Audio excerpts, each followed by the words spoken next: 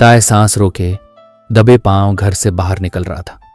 रात के 10 बज चुके थे और सब लोग गहरी नींद में थे। वो सही सलामत बाहर आ गया। आसपास कोई इंसान नहीं था, बस दूर दूर तक जलती हुई लाइटें थीं। माहौल थोड़ा डरावना था, लेकिन उसे खास फर्क नहीं पड़ा। वो अंधेरी गली में आगे बढ़ा और नजरों से जगह को देखने लगा। रात होने के बावजूद आसमान अभी भी थोड़ा सा रोशन था। हवा ठंडी नहीं थी, बल्कि अजीब सी सुकून देने वाली लग रही थी। आज अक्टूबर का महीना था, उस ऐतिहासिक वाकये से ठीक 3 महीने पहले, जब कैप्टन जियो की मौत होने वाली थी। बिल्कुल नए साल के दिन। कितनी अजीब बात है, नया साल जो नई उम्मीद की निशानी होता है, उसी दिन उसकी मौत लिखी है। मैंने गहरी सांस ली। वो अभी जंगकुक के ज्यादा करीब नहीं था, लेकिन ये जानकर दिल भारी हो गया कि शायद वो उसकी मौत अपनी आंखों से देखेगा। बस मिशन पर ध्यान रखो ताय, सब ठीक रहेगा, उसने खुद को समझाया। उसे दूर से प्लाजा नजर आने लगा था, लेकिन अचानक उसे कुछ अजीब सा महसूस हुआ। उसके कदम अपने आप धीमे हो गए। कोई उसका पीछा कर रहा था, वो साफ महसूस कर सकता था। वो ज्यादा जाहिर नहीं करना चाहता था, इसलिए बस चलता रहा, यहां तक कि पीछे से कदमों की आवाज साफ सुनाई देने लगी। उसका दिल बहुत तेज धड़क रहा था। उसे समझ नहीं आ रहा था आगे क्या होने वाला है। क्या वो यहीं मर जाएगा? उसका शरीर कांप रहा था और वो लड़खड़ाने ही वाला था। तभी उसे एक सिपाही दिखाई दिया और वो फौरन उसकी तरफ दौड़ा। सर प्लीज मेरी मदद कीजिए, वो रो पड़ा। इतना कहते ही पीछे के कदमों की आवाज रुक गई। उसे थोड़ी राहत मिली। मिस्टर किम तायहुंग, आप यहां क्या कर रहे हैं? सिपाही ने पूछा। उसे नहीं पता था कि वो उसे कैसे जानता है, शायद इसलिए क्योंकि उसके पिता एक जनरल थे। कुछ देर पहले कोई मेरा पीछा कर रहा था, उसकी आवाज कांप रही थी। सिपाही ने चारों तरफ देखा, लेकिन कोई नजर नहीं आया। यह जगह बहुत खतरनाक है सर, आपको घर पर होना चाहिए। इजाजत दीजिए, मैं आपको छोड़ देता हूं। ताय ने सिर हिला दिया। सिपाही उसे घर तक छोड़ आया।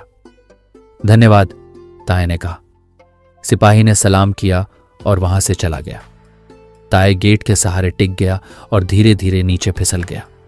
रात के इस वक्त अपना प्लान करना शायद बहुत बुरा ख्याल था, खासकर जब सुबह होने वाली थी। उसने गहरी सांस ली और खुद को शांत करने की कोशिश की। फिर वो जल्दी से घर के अंदर गया और बिना किसी को बताए अपने कमरे तक पहुंच गया। खुदा का शुक्र है, मुझे लगा था आज मैं मर ही जाऊंगा। मुझे इतनी अंधेरी रात में बाहर नहीं जाना चाहिए था। आखिर वो कौन था जो मेरा पीछा कर रहा था? क्यों? उसे मुझसे क्या चाहिए था? कम से कम कल रात के बाद भी मुझे नींद तो आ ही गई। खैर, मिशन अब शुरू हो चुका है। मेरे पास एक नया प्लान है। हाँ, बिल्कुल नया। मैंने सुना है वो राजधानी में आने वाले सिपाहियों को ट्रेनिंग दे रहा है। मुझे अपने कान बहुत पसंद है। नोटबुक, पेन, हिम्मत, सेक्स अपील। ये सेक्स अपील काम आ सकती है। अगर कभी उसे अपनी तरफ खींचना पड़ा तो बस दुआ है इस बार कुछ भी गलत ना हो। ताय उस जगह पर इधर उधर घूमने लगा। हर तरफ लोग ही लोग थे। बाजार भरे हुए थे, कारोबार चल रहा था। राजधानी है, इसमें हैरानी की बात भी नहीं थी। उसके कंधे पर स्लिंग बैग टंगा हुआ था। बस यही उम्मीद थी कि उसकी मां को उसके घर से निकलने का पता न चला हो। वो चुपचाप निकल आया था। वो हॉट आदमी आखिर गया कहां? ताय ने सब्र रखा। जगह उसके लिए नई थी, लेकिन अगर रास्ता भी भटक जाए तो उसे फर्क नहीं पड़ता था। उसका मकसद साफ था, कैप्टन जियो से जुड़ा ऐतिहासिक सच जानना। लेकिन वो था कहां? फिर अचानक दूर से ही उसकी नजर उस पर पड़ गई। इतनी दूर से भी वो बेहद खूबसूरत लग रहा था। जंगकुक कुछ सिपाहियों से बात कर रहा था। हालांकि वो सिर्फ एक छोटा सा ग्रुप नहीं लग रहे थे। हाँ, बिल्कुल निशाने पर, ताय ने खुद से धीमी आवाज में कहा और उसकी तरफ बढ़ने लगा। सीधे नहीं गया, दीवारों के पीछे छुपकर उसे देखने लगा। उसने नोटबुक में लिख लिया। उसकी हर हरकत, उसके चेहरे के भाव, सब कुछ। वो लगातार नोट्स बना रहा था। बाद में शायद सबको एक साथ लिखेगा। तुम सबकी पहली जिम्मेदारी है राजधानी के सारे बाजारों का निरीक्षण करना। कल तक मुझे तुम्हारी रिपोर्ट और नजरें चाहिए। अब तुम जा सकते हो। ताय बस उसे देखता रह गया। वो पूरी तरह संभला हुआ था, अपने किरदार में ढला हुआ। इससे वो और भी मर्दाना लग रहा था। उसकी आंखें बड़ी थीं, लेकिन अच्छी लग रही थीं, तेज, सख्त। ताए सोचने लगा, जब वो मुस्कुराता होगा तो कैसा लगता होगा। उसका चेहरा, उसे साधारण कहना मुमकिन ही नहीं था। आखिर कौन इतना अच्छा लग सकता है। वो एक बेहतरीन लीडर लग रहा था, एक सच्चा कैप्टन, लेकिन वो उम्र में छोटा भी लग रहा था, शायद ताए से भी छोटा। ये कैसे हो सकता है? ताए को एहसास हुआ कि वो कुछ ज्यादा ही देर से घूर रहा है। वैसे कौन नहीं घूरेगा? वो सख्त दिखता है, लेकिन उसमें कुछ फरिश्ते जैसा भी है। रुको, मैं उसके लुक्स पर इतना ध्यान क्यों दे रहा हूं? खुद को संभालो ताए। ताए ने अपने ही ख्यालों में खुद को झिड़क लिया। थोड़ा जोर से लगा, उम्मीद से ज्यादा दर्द हुआ। हे भगवान, मैं तो पूरा बेवकूफ लग रहा हूं, उसने कहा और अपने गाल सहलाने लगा। उसने फिर उस जगह की तरफ देखा जहां जंगकुक था, लेकिन हैरानी की बात, वो वहां नहीं था। क्या बकवास? वो गया कहां? ताए फौरन खड़ा हुआ और नजरों से हर तरफ देखने लगा, लेकिन वो कहीं नहीं दिखा। झुंझलाकर उसने जमीन पर पैर मारा। आह, मैं कितना बेवकूफ हूं, वो बड़बड़ाया।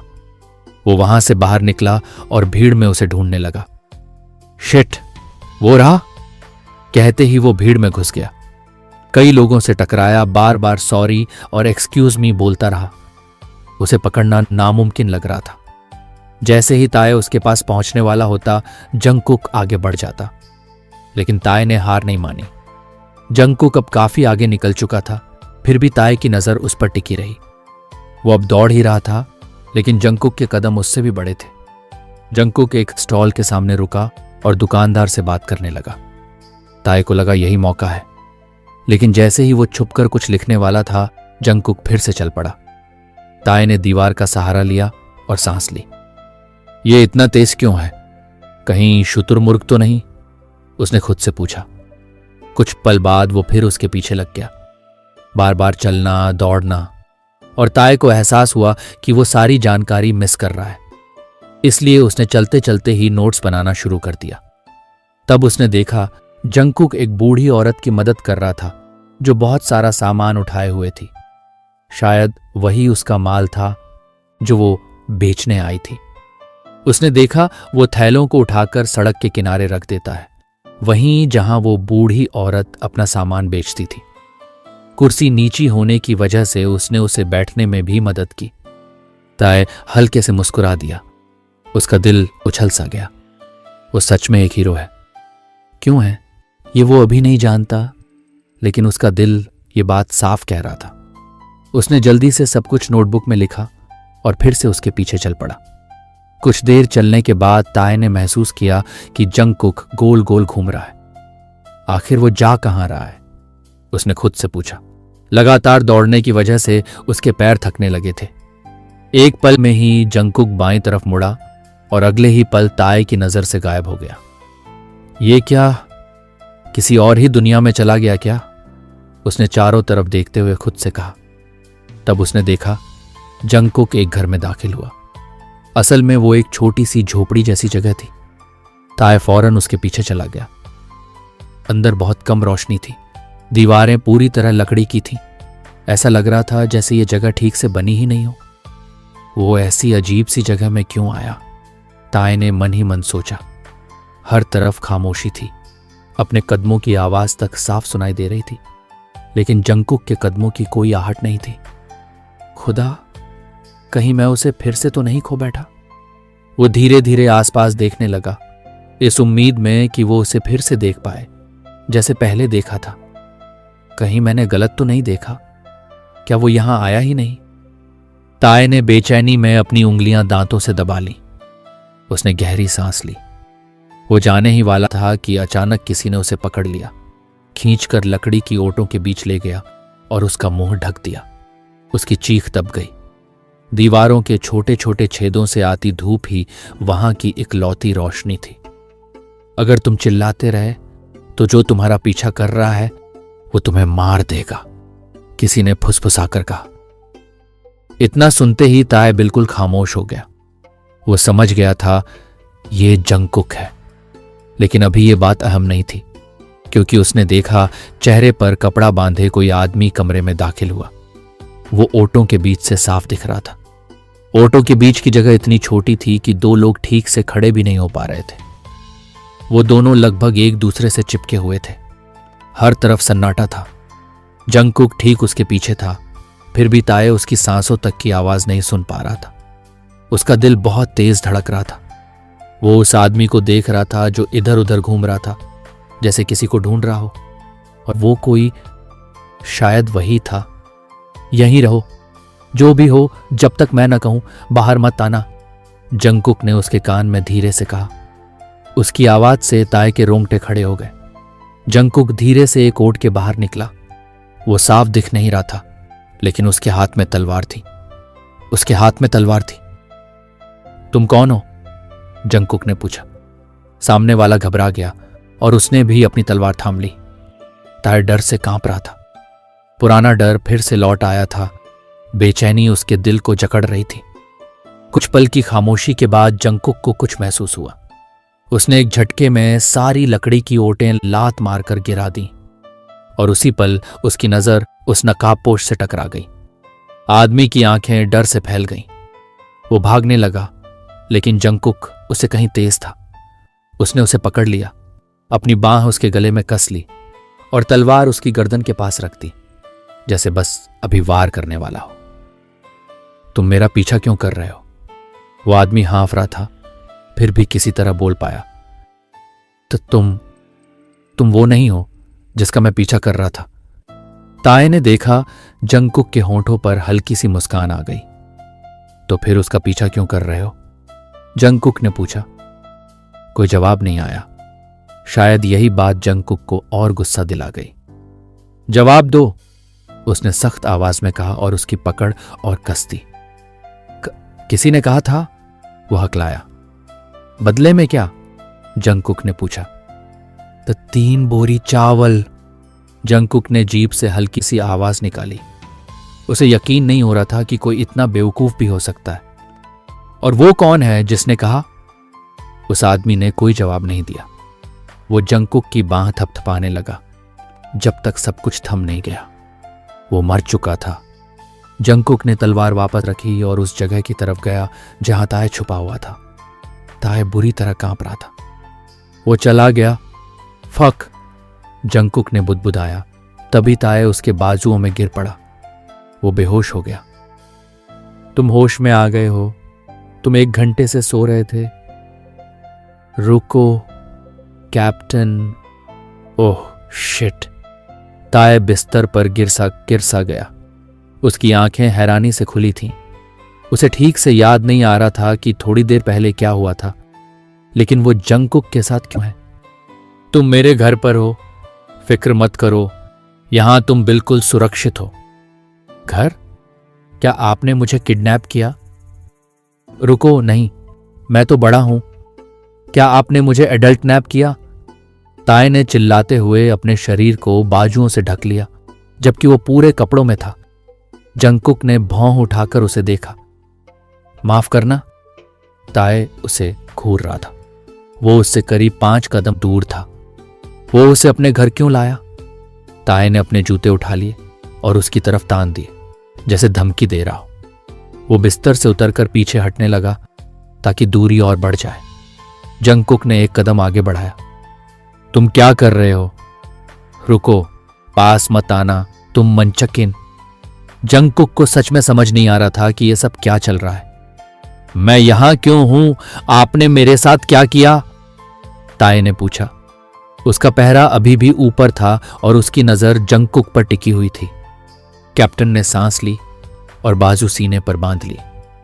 सीधी सी बात है, तुम मेरा पीछा कर रहे थे और कोई तुम्हारा। मैंने उसे पकड़ा और उसके बाद तुम बेहोश हो गए। ताए का मुंह खुला रह गया, लेकिन आवाज नहीं निकली। अब सब कुछ याद आ गया था। मैं तुम्हारा पीछा कर रहा था? हां, मैं भला तुम्हारा पीछा क्यों करूंगा? तो फिर तुम मेरा पीछा क्यों कर रहे थे? जंगकुक ने सवाल वापस उछाल दिया।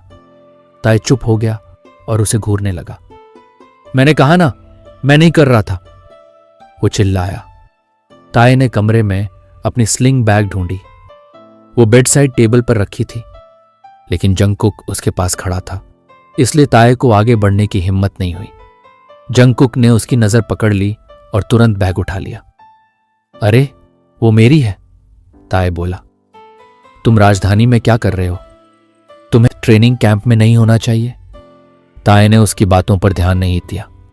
उसने बस हिम्मत जुटाई। वो जंगकुक की तरफ बढ़ा और बैग पकड़ने की कोशिश की। कद में दोनों बराबर थे, लेकिन जंगकुक ने बैग ऊपर उठा लिया। क्या तुम ट्रेनिंग छोड़ रहे हो मिस्टर किम? जंगकुक ने पूछा। बिल्कुल नहीं, मेरी बैग वापस दो। ताए ने फिर कोशिश की, लेकिन जंगकुक इसमें बहुत माहिर था। नहीं, जब तक तुम ये नहीं बताते कि तुम मेरा पीछा क्यों कर रहे थे। ताए के अंदर गुस्सा उबल रहा था। वो जानता था कि सामने एक हीरो खड़ा है, लेकिन वो बहुत चिढ़ाने वाला भी था। अचानक ताए के दिमाग में एक ख्याल आया। उसने जंगकुक के पेट पर घुटना मारा। आह! जंगकुक दर्द से झुक गया और उसी पल ताए ने अपनी बैग छीन ली। कैप्टन हो, फिर भी रफ्तार इतनी खराब? ताए बोला और वहां से भाग गया। कितना परेशान करने वाला इंसान है। हालांकि थोड़ा क्यूट और फरिश्ते जैसा है। नहीं, मैं सब वापस लेता हूं। अच्छा हुआ बैग मिल गई। उफ, कम से कम घर तो पहुंच गया। फिलहाल इतनी जांच काफी है। शायद मुझे अब तक मिली सारी बातें लिख लेनी चाहिए, ताकि जब अपने वक्त में वापस जाऊं तो सब साफ रहे। 11 अक्टूबर 1894। डायरी। आज गुरुवार था। यह पहला दिन था जब मैंने पुराने कोरिया को अपनी आंखों से देखा। हालांकि ठीक से घूम नहीं पाया क्योंकि मिशन करना था। उफ, मुझे पता था जासूस बनना मुश्किल होता है, लेकिन इतना मुश्किल होगा ये नहीं सोचा था। या फिर कैप्टन ही बहुत फिसलने वाला इंसान है। वो मेरी ही लंबाई का है, लेकिन मुझसे छोटा लगता है। उसकी आंखें गोल हैं और उस पर बहुत जचती हैं। ऊपर वाला होंठ थोड़ा अजीब है, लेकिन उस पर भी अच्छा लगता है। सीधी बात यह है कि वो औसत से कहीं ज्यादा है। सच में बहुत हैंडसम है। वो देखने में सख्त, डरावना लगता है, लेकिन असल में वो दिल का अच्छा इंसान है। मुझे अभी तक ये नहीं पता कि उसने हमारे देश के लिए क्या किया, लेकिन जिस तरह उसने उस बूढ़ी औरत की बिना किसी वजह मदद की, मुझे लगता है मैं वजह समझ गया हूं। उसके दिल में अच्छाई है और इरादे भी साफ हैं। हालांकि वो थोड़ा परेशान करने वाला भी है, बहुत ज्यादा। ये तो बस पहला दिन था। उम्मीद है आने वाले दिन थोड़े आसान होंगे।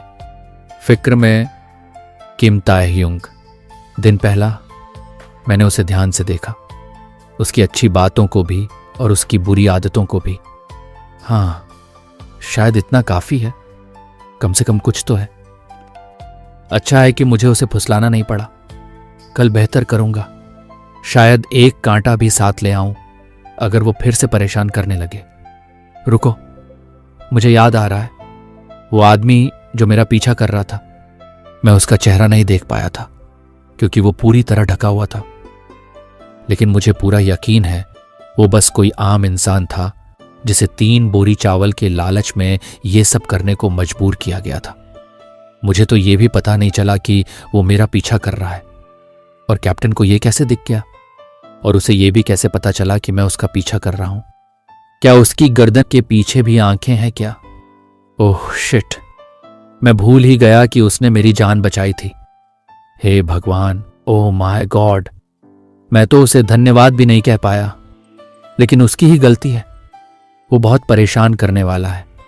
खैर, उसकी बातों से एक बात समझ आ रही है। क्या मुझे मिलिट्री ट्रेनिंग ज्वाइन करनी होगी? मतलब मना करना बदतमीजी होगी, लेकिन फिर मैं अपना मिशन कैसे पूरा करूंगा? उफ, मुझे सो जाना चाहिए और शायद ट्रेनिंग फिर से स्किप करनी पड़ेगी। मुझे उस परेशान करने वाले मिस्टर पर नजर रखनी है। कमबख्त, मैं तो लगभग पकड़ा ही गया था। अच्छा हुआ मैंने अम्मा से कह दिया था कि मैं स्टारबक्स जा रहा हूं। ओह शिट, 1894 है, इसीलिए वो इतनी कंफ्यूज दिख रही थी। मैं कितना बेवकूफ हूं। मुझे शायद सम्मोहन सीखना चाहिए या फिर खुद को ही मिटा देना चाहिए। खैर, कम से कम वहां से बच तो गया। मुझे अभी तक पता नहीं चला कि कैप्टन डोनट कहां है, तो अब खुद ही ढूंढना पड़ेगा। आखिर वो है कहां? हे भगवान। मिस फेयरी, अगर आप मुझे थोड़े से इशारे दे देती तो मेरा काम कितना आसान हो जाता। 100वीं बार ताए उसी इलाके में घूम रहा था। वो राजधानी गया, प्लाजा गया, यहां तक कि उसके घर तक भी पहुंचने की कोशिश की, लेकिन जंगकुक कहीं नहीं था। पिछले कई घंटों से वो यही कर रहा था और उसकी नोटबुक में बस कुछ स्केच ही जुड़ पाए थे। पैर जवाब देने लगे तो वो फुटपाथ के किनारे बनी ईंटों की बाड़ पर बैठ गया।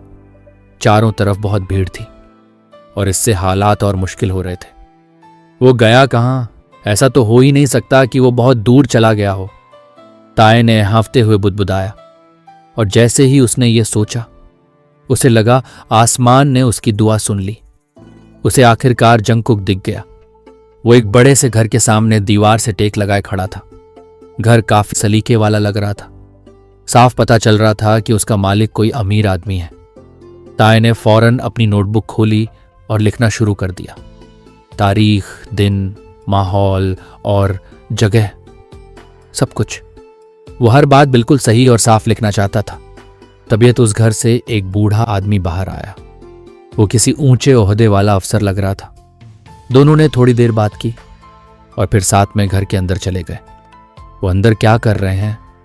कम से कम मुझे अंदर झांक तो लेना चाहिए, खिड़की से ही सही, ताकि कोई बात छूट ना जाए। खुशकिस्मती से गेट खुला हुआ था। न कोई पहरेदार था, न ही कोई ऐसा जिसने उसे अंदर जाते देख लिया हो। वो दबे पांव घर की दीवार के साथ साथ चलने लगा। घर में कई खिड़कियां थीं, कुछ अमेरिकन स्टाइल जैसा। मालिक कोरियन नहीं है, ताए ने बहुत धीमी आवाज में खुद से कहा। वो पीछे की तरफ गया और दीवार से लगकर खड़ा हो गया। अंदर हो रही बातें अब उसे हल्की हल्की सुनाई दे रही थीं। क्या यह सच है? जी हां सर, मैं आपकी बेटी से शादी करना चाहता हूं। ताए की आंखें फैल गईं। उसके हाथ फौरन मुंह पर चले गए। इतिहास में कैप्टन जियो की मोहब्बत के बारे में कुछ नहीं लिखा था, इसलिए ताए को गहरा झटका लगा। शायद यही मौका था जब उसे कुछ नया पता चलने वाला था। वो आदमी गहरी सांस लेता हुआ बोला, तुम एक शरीफ इंसान हो, मेहनती हो, और मुझे खुशी है कि तुम कैप्टन हो। लेकिन मैं तब तक तुम्हारी शादी के लिए हां नहीं कह सकता जब तक मैं मेरी बेटी की राय ना सुन लूं। पहले मैं उससे बात करूंगा, फिर तुम्हें अपना जवाब दूंगा। जंगकुक ने धीरे से सिर हिला दिया।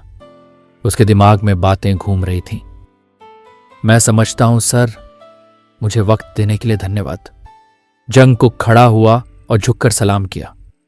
ताए बातों में इतना डूबा हुआ था कि उसे एहसास ही नहीं हुआ कि जंगकुक घर से बाहर आ चुका है। वो हड़बड़ाया और फौरन उसके पीछे दौड़ पड़ा। ताए के दिमाग में ख्यालों की भीड़ थी, इतने सारे सवाल जिनका जवाब अभी उसे नहीं मिलने वाला था। वो लड़की कितनी खुशकिस्मत होगी। ताए खुद से हंस पड़ा। काश मैं उसकी जगह होता। कितना बेवकूफ ख्याल था। इस बार वो और सावधानी से जंगकुक का पीछा करने लगा। उसने एक दुपट्टा ओढ़ लिया ताकि जरूरत पड़े तो चेहरा ढक सके। जंगकुक को जरा भी शक नहीं हुआ। जंगकुक स्कूल की तरफ गया, मतलब मिलिट्री कैंप। ताए का स्कूल भी पहले मिलिट्री कैंप ही था, लेकिन सामने गेट पर सिपाही खड़े थे। लगता था सिर्फ इजाजत वाले लोग ही अंदर जा सकते हैं। ताए ने दांतों के बीच से बुदबुदाया, अब इन्हें पार कैसे करूं? तभी उसके दिमाग में एक ख्याल आया और वो इसके लिए खुद को शुक्रगुजार महसूस करने लगा। अरे, मैं तो जनरल का बेटा हूं, ये लोग मुझे जानते होंगे। उसने खुद को संभाला और हिम्मत जुटाई। बेफिक्री से वो गेट के अंदर चला गया। सिपाहियों ने उसे झुककर सलाम किया। ताए मन ही मन हंस पड़ा और आगे बढ़ता गया। फक, मैं उसे फिर से खो बैठा। वो बुदबुदाया और होंठ दबा लिए। वो इतना तेज कैसे है? पलक झपकी और वो गायब। ताए ने तय किया कि वो जगह घूमकर देखेगा। फुटबॉल के मैदान में कई सिपाही ट्रेनिंग कर रहे थे। इमारत के अंदरूनी हिस्से को देखकर वो हल्के से मुस्कुरा दिया। वो कभी अंदर चुपके से घुस गया। सामने एक मेज थी, कुर्सी, एक बुक शेल्फ, ढेर सारे कागज और कुछ कोट टंगे हुए थे। ये जगह किसी कमरे से ज्यादा एक ऑफिस जैसी लग रही थी। उसकी नजर चारों तरफ घूमी। अंदरूनी माहौल पुराना था मगर अजीब सी सुकून वाली फील दे रहा था। खिड़कियां खुली थीं और बाहर की हवा धीरे धीरे अंदर आ रही थी। तो तुम मेरा पीछा नहीं कर रहे थे? पीछे से आई आवाज सुनकर टे चौंक गया। वो जानता था ये जंगकुक की आवाज है और ये भी कि अब वो मुसीबत में है। वो अपनी जगह जम सा गया और हल्के से निगल लिया। अब क्या बोले? उसने हिम्मत जुटाई और थोड़े से एटीट्यूड के साथ उसकी तरफ मुड़ा। कितनी बार कहूं कि मैं नहीं कर रहा, और मैं कितनी बार पूछूं कि फिर क्यों? जंगकुक ने सवाल वापस उछाल दिया। टे ने दांत भींच लिए। बहस में वो कभी नहीं हारता था, लेकिन जंगकुक, वो सच में बहुत परेशान करने वाला था। बस यूं ही मैं इस कमरे में आ गया।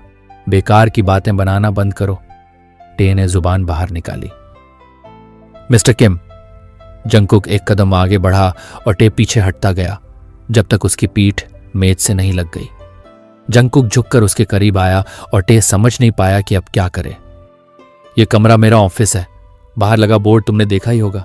टे ने फिर से निकल लिया। उनके चेहरे बस इंच भर की दूरी पर थे, जब तक कि तुम सच में मेरा पीछा नहीं कर रहे थे।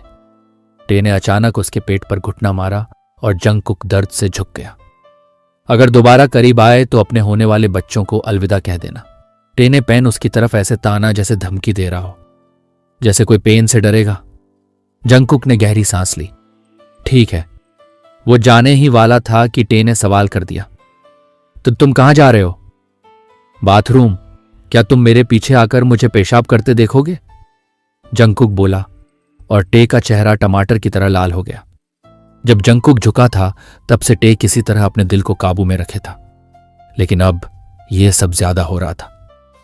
टे ने कुर्सी पर रखा तकिया उठाया और सीधे जंगकुक पर फेंक दिया, जो हल्की सी मुस्कान के साथ खड़ा था। मछली फंस गई, जंगकुक बोला और टे ने उसे घूर कर देखा। Fuck you. टे जाने ही वाला था कि जंगकुक ने उसकी कलाई पकड़ ली। अब क्या? टे झुंझलाए हुए लहजे में बोला। मुझे पता है तुम ट्रेनिंग स्किप कर रहे हो। कल मैंने छोड़ दिया था, लेकिन अब नहीं। मैं तुम्हारी शिकायत तुम्हारे पिता से करूंगा। जंगकुक उसे खींचते हुए बाहर ले जाने लगा। एक्सक्यूज मी, ऐसा बिल्कुल नहीं होगा, छोड़ो मुझे। उसे पता था वो बुरी तरह फंस चुका है। Good morning sir. वो जनरल के ऑफिस में थे। जंगकुक ने झुककर सलाम किया और टेरा पूरी तरह नर्वस था।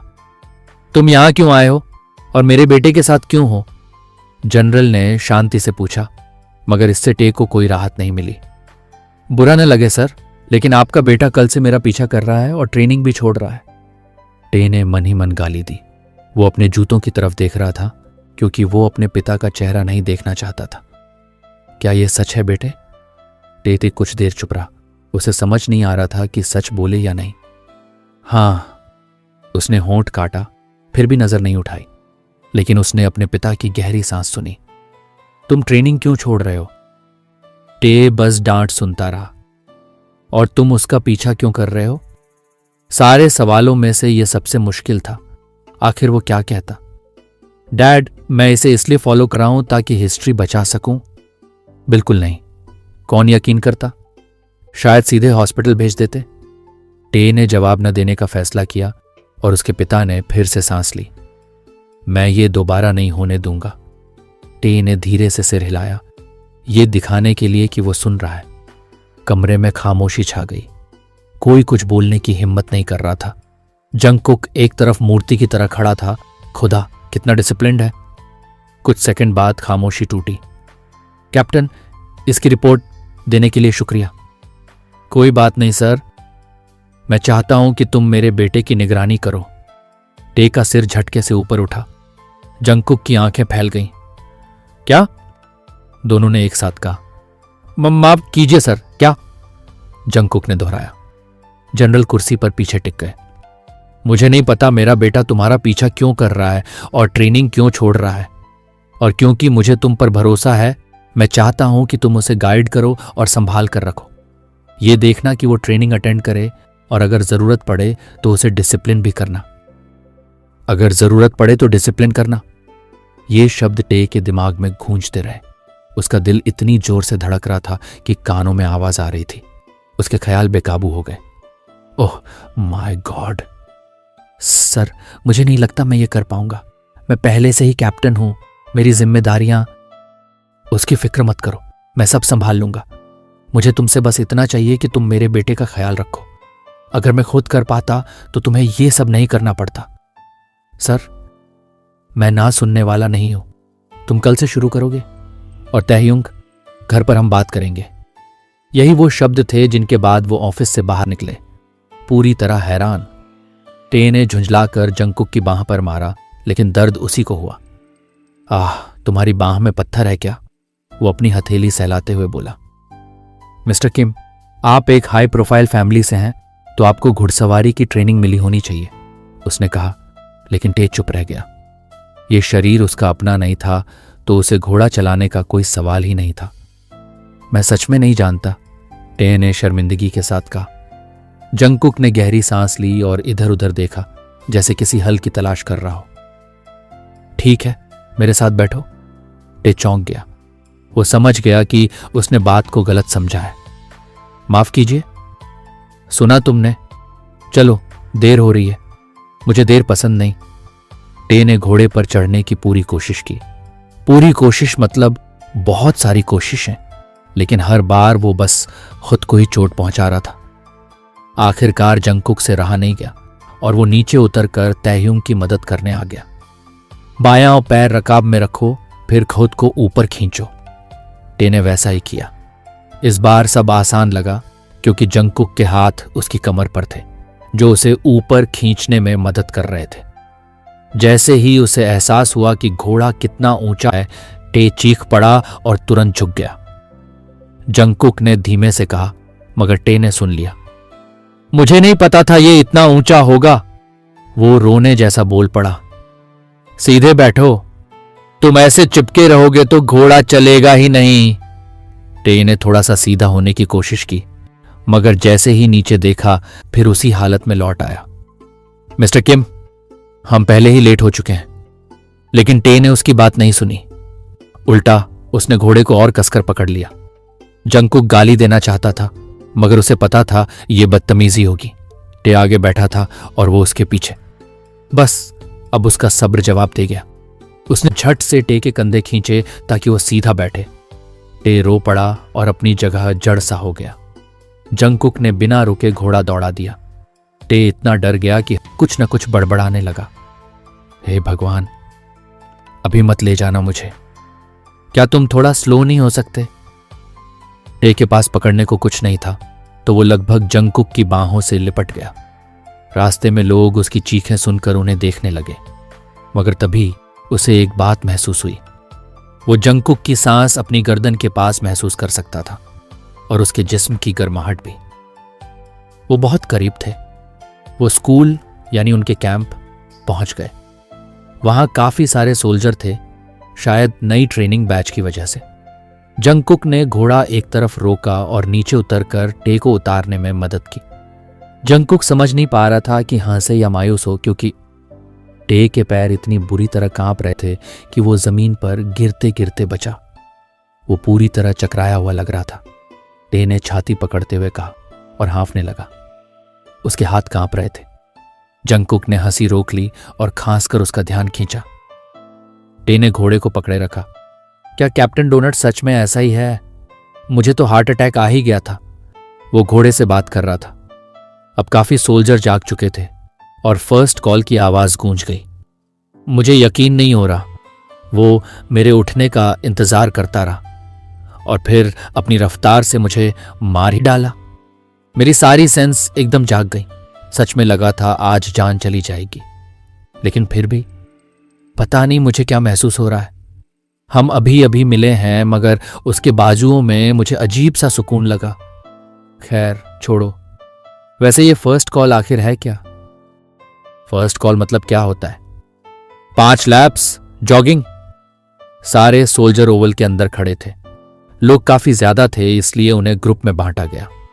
हर ग्रुप में 7 लोग थे और मेंबर उन्होंने खुद चुने। टे ने चारों तरफ देखा। लगभग सब एक दूसरे को जानते थे। अजनबी चेहरों को देखकर उसके दिल में घबराहट उतर आई। वो इस दौर से नहीं था। यहां वो किसी को नहीं जानता था। उसे ये नहीं पता था कि जंगकुक उस पर पूरी नजर रखे हुए है, बिल्कुल वैसा ही जैसा जनरल ने कहा था। लेकिन अब वो खुद भी समझ नहीं पा रहा था कि उससे बात करे या नहीं, क्योंकि टे यहां बिल्कुल अलग सा लग रहा था। तब किसी ने टे के कंधे पर हल्के से हाथ रखा। वो भी अनजान था, लेकिन उसकी मौजूदगी सुकून देने वाली थी, जैसे सूरज की गर्मी हो। हे, तुम किसी ग्रुप में शामिल हुए? उसने नरमी से पूछा, जैसे डराना नहीं चाहता हो। वैसे उस प्यारी सी मुस्कान से कौन डरेगा? अभी नहीं, टे ने हिचकिचाते हुए कहा। तो हमारे ग्रुप में आ जाओ, मेरा नाम होसोक है। तुम? टे मुस्कुरा दिया। उसे होसोक की हल्की और उजली सी एनर्जी तुरंत पसंद आ गई। वो दोनों ग्रुप की तरफ गए और अब पूरे 7 लोग हो चुके थे। हाय, टे ने सबको मुस्कुराकर जवाब दिया। उन्हें उसकी घबराहट दिख गई थी, इसलिए माहौल हल्का करने की कोशिश कर रहे थे। लेकिन अभी सबका इंट्रो खत्म नहीं हुआ था। Hello, park बोगम। बोगम ने गमी स्माइल दी। उसकी आंखें भी मुस्कुरा उठीं। टे को वो काफी क्यूट लगा। तब कैप्टन की आवाज आई, लगता है आप सब एक दूसरे से जान पहचान बना चुके हैं, अब काम का वक्त है। सब सीधा खड़े हो गए, चेहरों पर सख्ती। लेकिन क्या सच में सब इतने स्ट्रांग थे? जैसा पहले कहा था, 5 लैप्स जॉगिंग, शुरू करो। सब इकट्ठा हुए और दौड़ शुरू कर दी। दूसरा लैप ही था और तैह्युंग का दम फूलने लगा। उसके टीम वाले तो पसीना तक नहीं बहा रहे थे। ये कैसे हो सकता है? 5वां लैप खत्म होते होते उसके पैर जवाब देने लगे। वो इस तरह की मेहनत का आदी नहीं था। उसकी जिंदगी तो ड्राइंग और कपड़े डिजाइन करने में गुजरी थी। सारे सोल्जर फिर से ओवल में इकट्ठा हुए।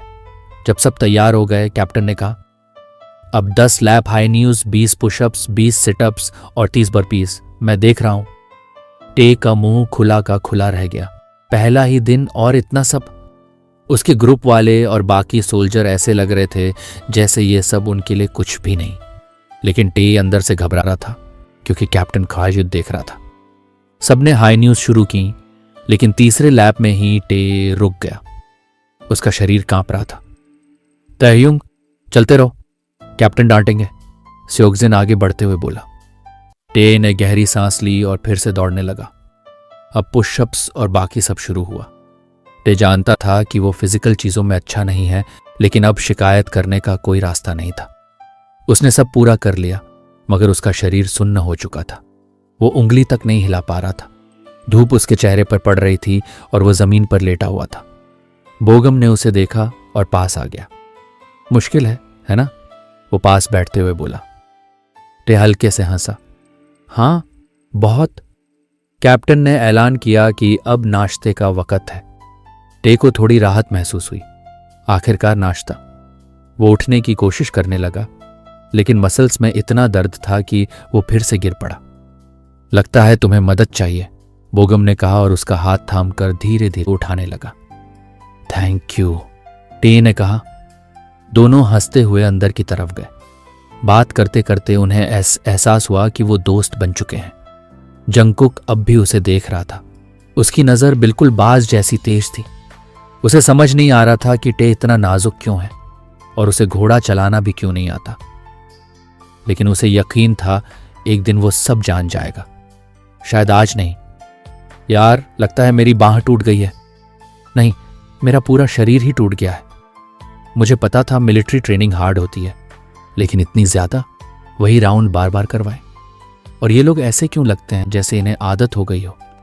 वैसे होसोक सच में मजेदार है। हर वक्त मुस्कुराता रहता है, पूरा सन एनर्जी टाइप। क्या मैं उसे अपनी जेब में रख सकता हूं? और ये बोगम, ये भी कितना क्यूट है। नाम भी उस पर सूट करता है, गमी स्माइल के साथ। शायद मैं इसे बोगमी बुलाऊं। टे को थोड़ी हैरानी हुई कि कैप्टन डोनट उसे क्यों बुला रहे हैं। वो सीट से उठा और धीरे धीरे मैदान की तरफ चल पड़ा। शाम के 5 बज रहे थे, सूरज ढलने ही वाला था। क्यों, मुझे मिस कर रहे थे? टे ने मजाक में कहा, जैसे ही उसने जंगकुक को आराम से घोड़े पर बैठे देखा। नहीं, जंगकुक ने जवाब दिया। टे ने उसे घूरा। तुम मजाक समझ ही नहीं पाते, है ना? उसने आंखें घुमाई और बाहें बांध लीं। जंगकुक घोड़े से उतर आया।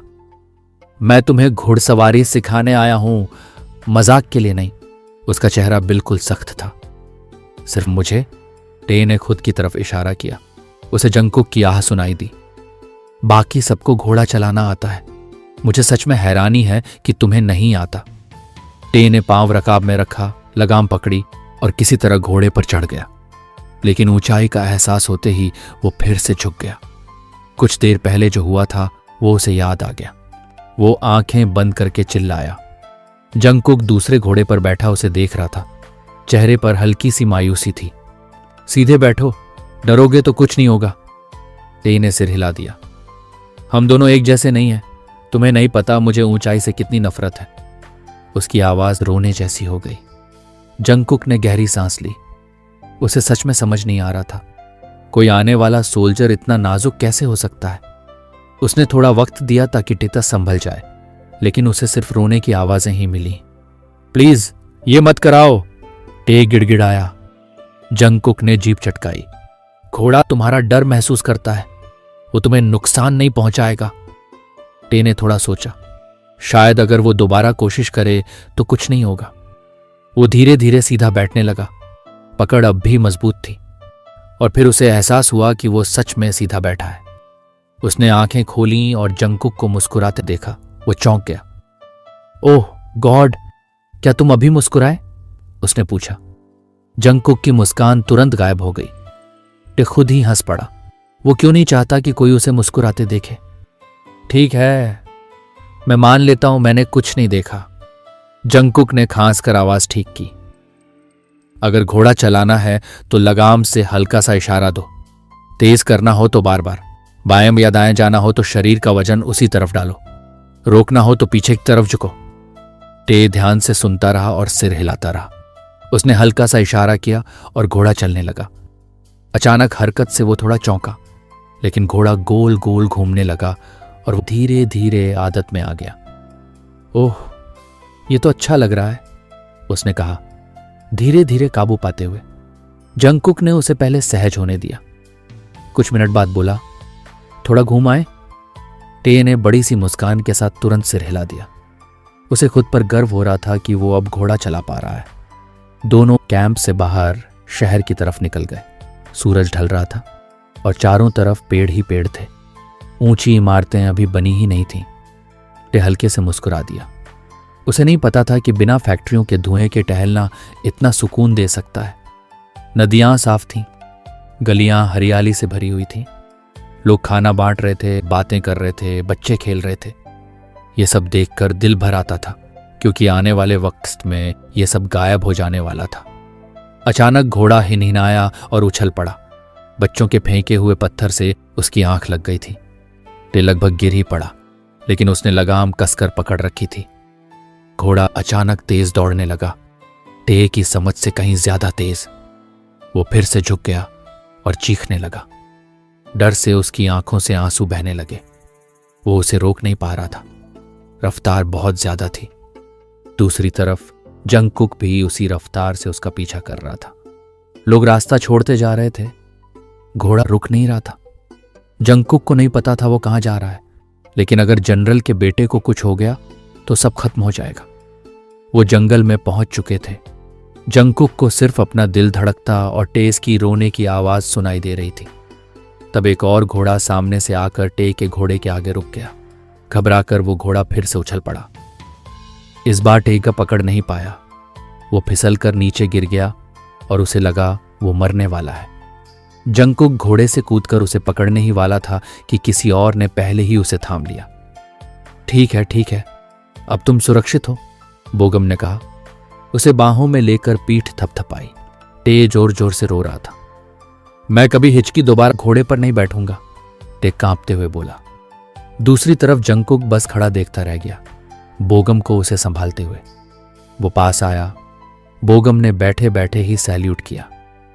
माफ कीजिए सर, मैं आप दोनों के पीछे आ गया था, मुझे लगा कुछ गड़बड़ है, बोगम ने बताया। जंगकुक ने धीरे से सिर हिला दिया। धन्यवाद। बोगम ने टे को उठाने में मदद की। उसके चेहरे पर आंसुओं की लकीरें थीं और उसके पैर अब भी कांप रहे थे। उनकी नजरें मिलीं, लेकिन टे ने तुरंत नजर फेर ली। वो अब भी रो रहा था। अगर इजाजत हो तो मैं इन्हें वापस कैंप ले जाऊं, बोगम ने पूछा। जंगकुक के पास सिर हिलाने के अलावा कोई रास्ता नहीं था। साफ था कि टे नहीं चाहता था कि वो उसे वापस ले जाए। शायद उसने उसे ज्यादा दबाव में डाल दिया था। बोगम ने झुककर सलाम किया और टे को सामने बैठाकर घोड़े पर सवार हो गया। उसने पहले यकीन किया कि वो ठीक से बैठा है, फिर घोड़ा चलाया। जंगकुक ने गहरी सांस ली। क्या उसने उसे ज्यादा धकेल दिया था? आखिर वो एक आने वाला सोल्जर है, उसे इसकी आदत डालनी ही होगी। लेकिन किसी वजह से टे उसे कोई आम इंसान नहीं लगा। वो घोड़े पर बैठा और भारी ख्यालों के साथ कैंप की तरफ लौट गया। 100वीं बार ताए ने करवट बदली, मगर नींद फिर भी नहीं आई। उसके दिमाग में इतने ख्याल भरे हुए थे कि चैन मिलना मुश्किल हो रहा था। वो कैंप में सो रहा था, पता नहीं कितने दिन, शायद 2.5 महीने। उसे खुद भी नहीं पता, बस यही दुआ थी कि वो टिक पाए। हर टीम के लिए अलग कमरा था। अगर उसके साथ वाले अभी जाग रहे होते तो अच्छा लगता, मगर सब गहरी नींद में डूबे हुए थे। आखिर उसने फैसला किया कि कमरे से बाहर निकलकर गलियारों में थोड़ी सैर की जाए। वैसे ज्यादा अंधेरा नहीं था, हालांकि रात के 11 बज चुके थे। फिर भी आसमान में हल्की सी रोशनी बाकी थी। हाथ पीछे बांधे वो चुपचाप इधर उधर घूमने लगा। रात में उसने कभी अपनी इस जगह को ऐसे नहीं देखा था। डिजाइन भले ही पुराना था, फिर भी उसे देखकर हैरानी हो रही थी। वो मैदान के पास लगे एक पेड़ के सामने रुक गया। उसकी पत्तियों की परछाइयां बड़ी सुकून देने वाली लग रही थीं।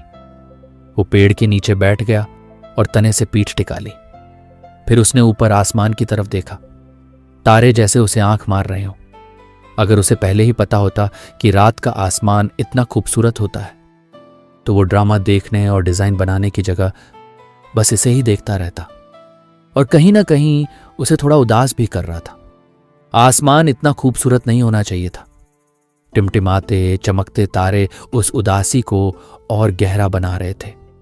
सब कुछ रोशन था, फिर भी अंधेरा, बिल्कुल उसकी तरह।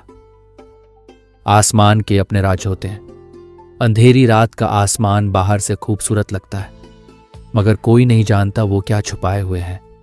अफसोस, ताये ही वो आसमान था। I still wonder wonder beautiful story. ताए गुनगुनाने लगा। ये उसका खुद का बनाया हुआ गाना था, जिसे उसने कभी किसी को नहीं सुनाया था, बस वो और उसका पियानो। तुम में हुनर है मिस्टर किम? अचानक आई आवाज से वो बुरी तरह चौंक गया, लगभग उछल ही पड़ा। कौन नहीं चौंकेगा? ओह माए, आप इतना डरावना होना बंद नहीं कर सकते? वो बोला, हाथ सीने पर रखते हुए। जंगकुक उसके पास ही बैठा था, मगर ताए ने उसे देखा ही नहीं था, क्योंकि वो परछाइयों में छुपा हुआ था। तुम यहां क्या कर रहे हो? तुम्हें अपने तय कमरे में होना चाहिए, जंगकुक ने कहा। उसने कैप पहनी हुई थी और जमीन पर सीधा बैठा था। मैं ताए रुका। मुझे नींद नहीं आ रही, मुझे इंसोम्निया है।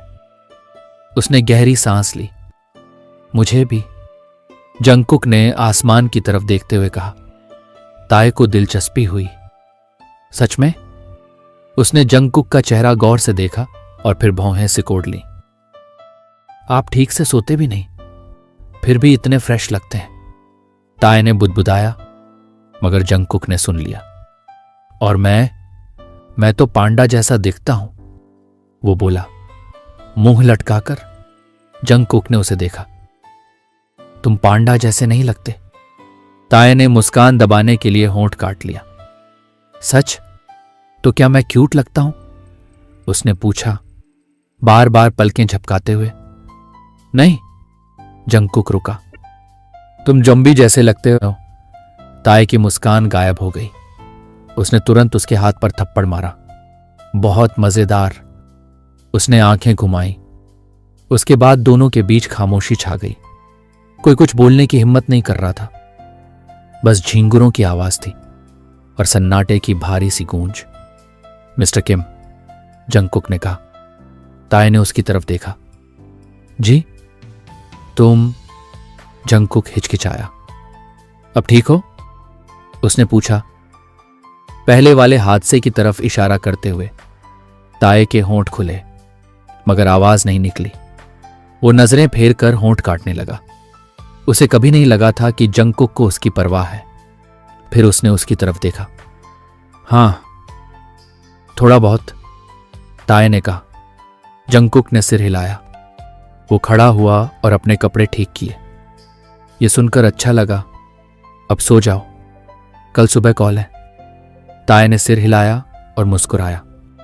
गुड नाइट कैप्टन, उसने कहा, मगर जंगकुक ने पीछे मुड़कर भी नहीं देखा और चलता चला गया। कोई गुड नाइट वापस नहीं? ताए ने आवाज लगाई। जवाब में बस खामोशी मिली। उसने आह भरी। क्यूट है पर बदतमीज भी, वो बड़बड़ाया और वापस अपने कमरे की तरफ चल पड़ा। वो बाहर क्यों था वैसे? क्या वो भी टहलने निकला था? इत्तेफाक? मुझे तो नहीं लगता। शायद मैं आज की सारी बातें बस लिख ही लूं। 13 अक्टूबर 1894। प्यारी डायरी। मुझे नहीं पता कि आज मुझे उसके बारे में कोई बड़ी बात पता चली या नहीं।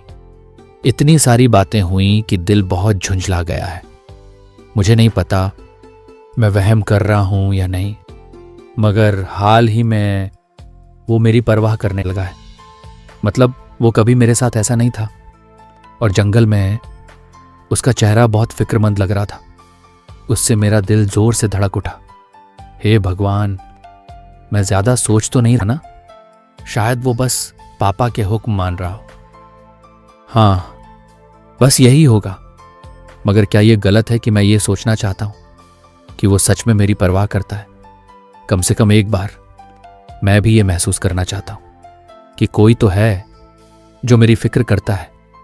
उम्मीद है आने वाले दिन बेहतर होंगे। बहुत ज्यादा परेशान। किम ताएह्युंग।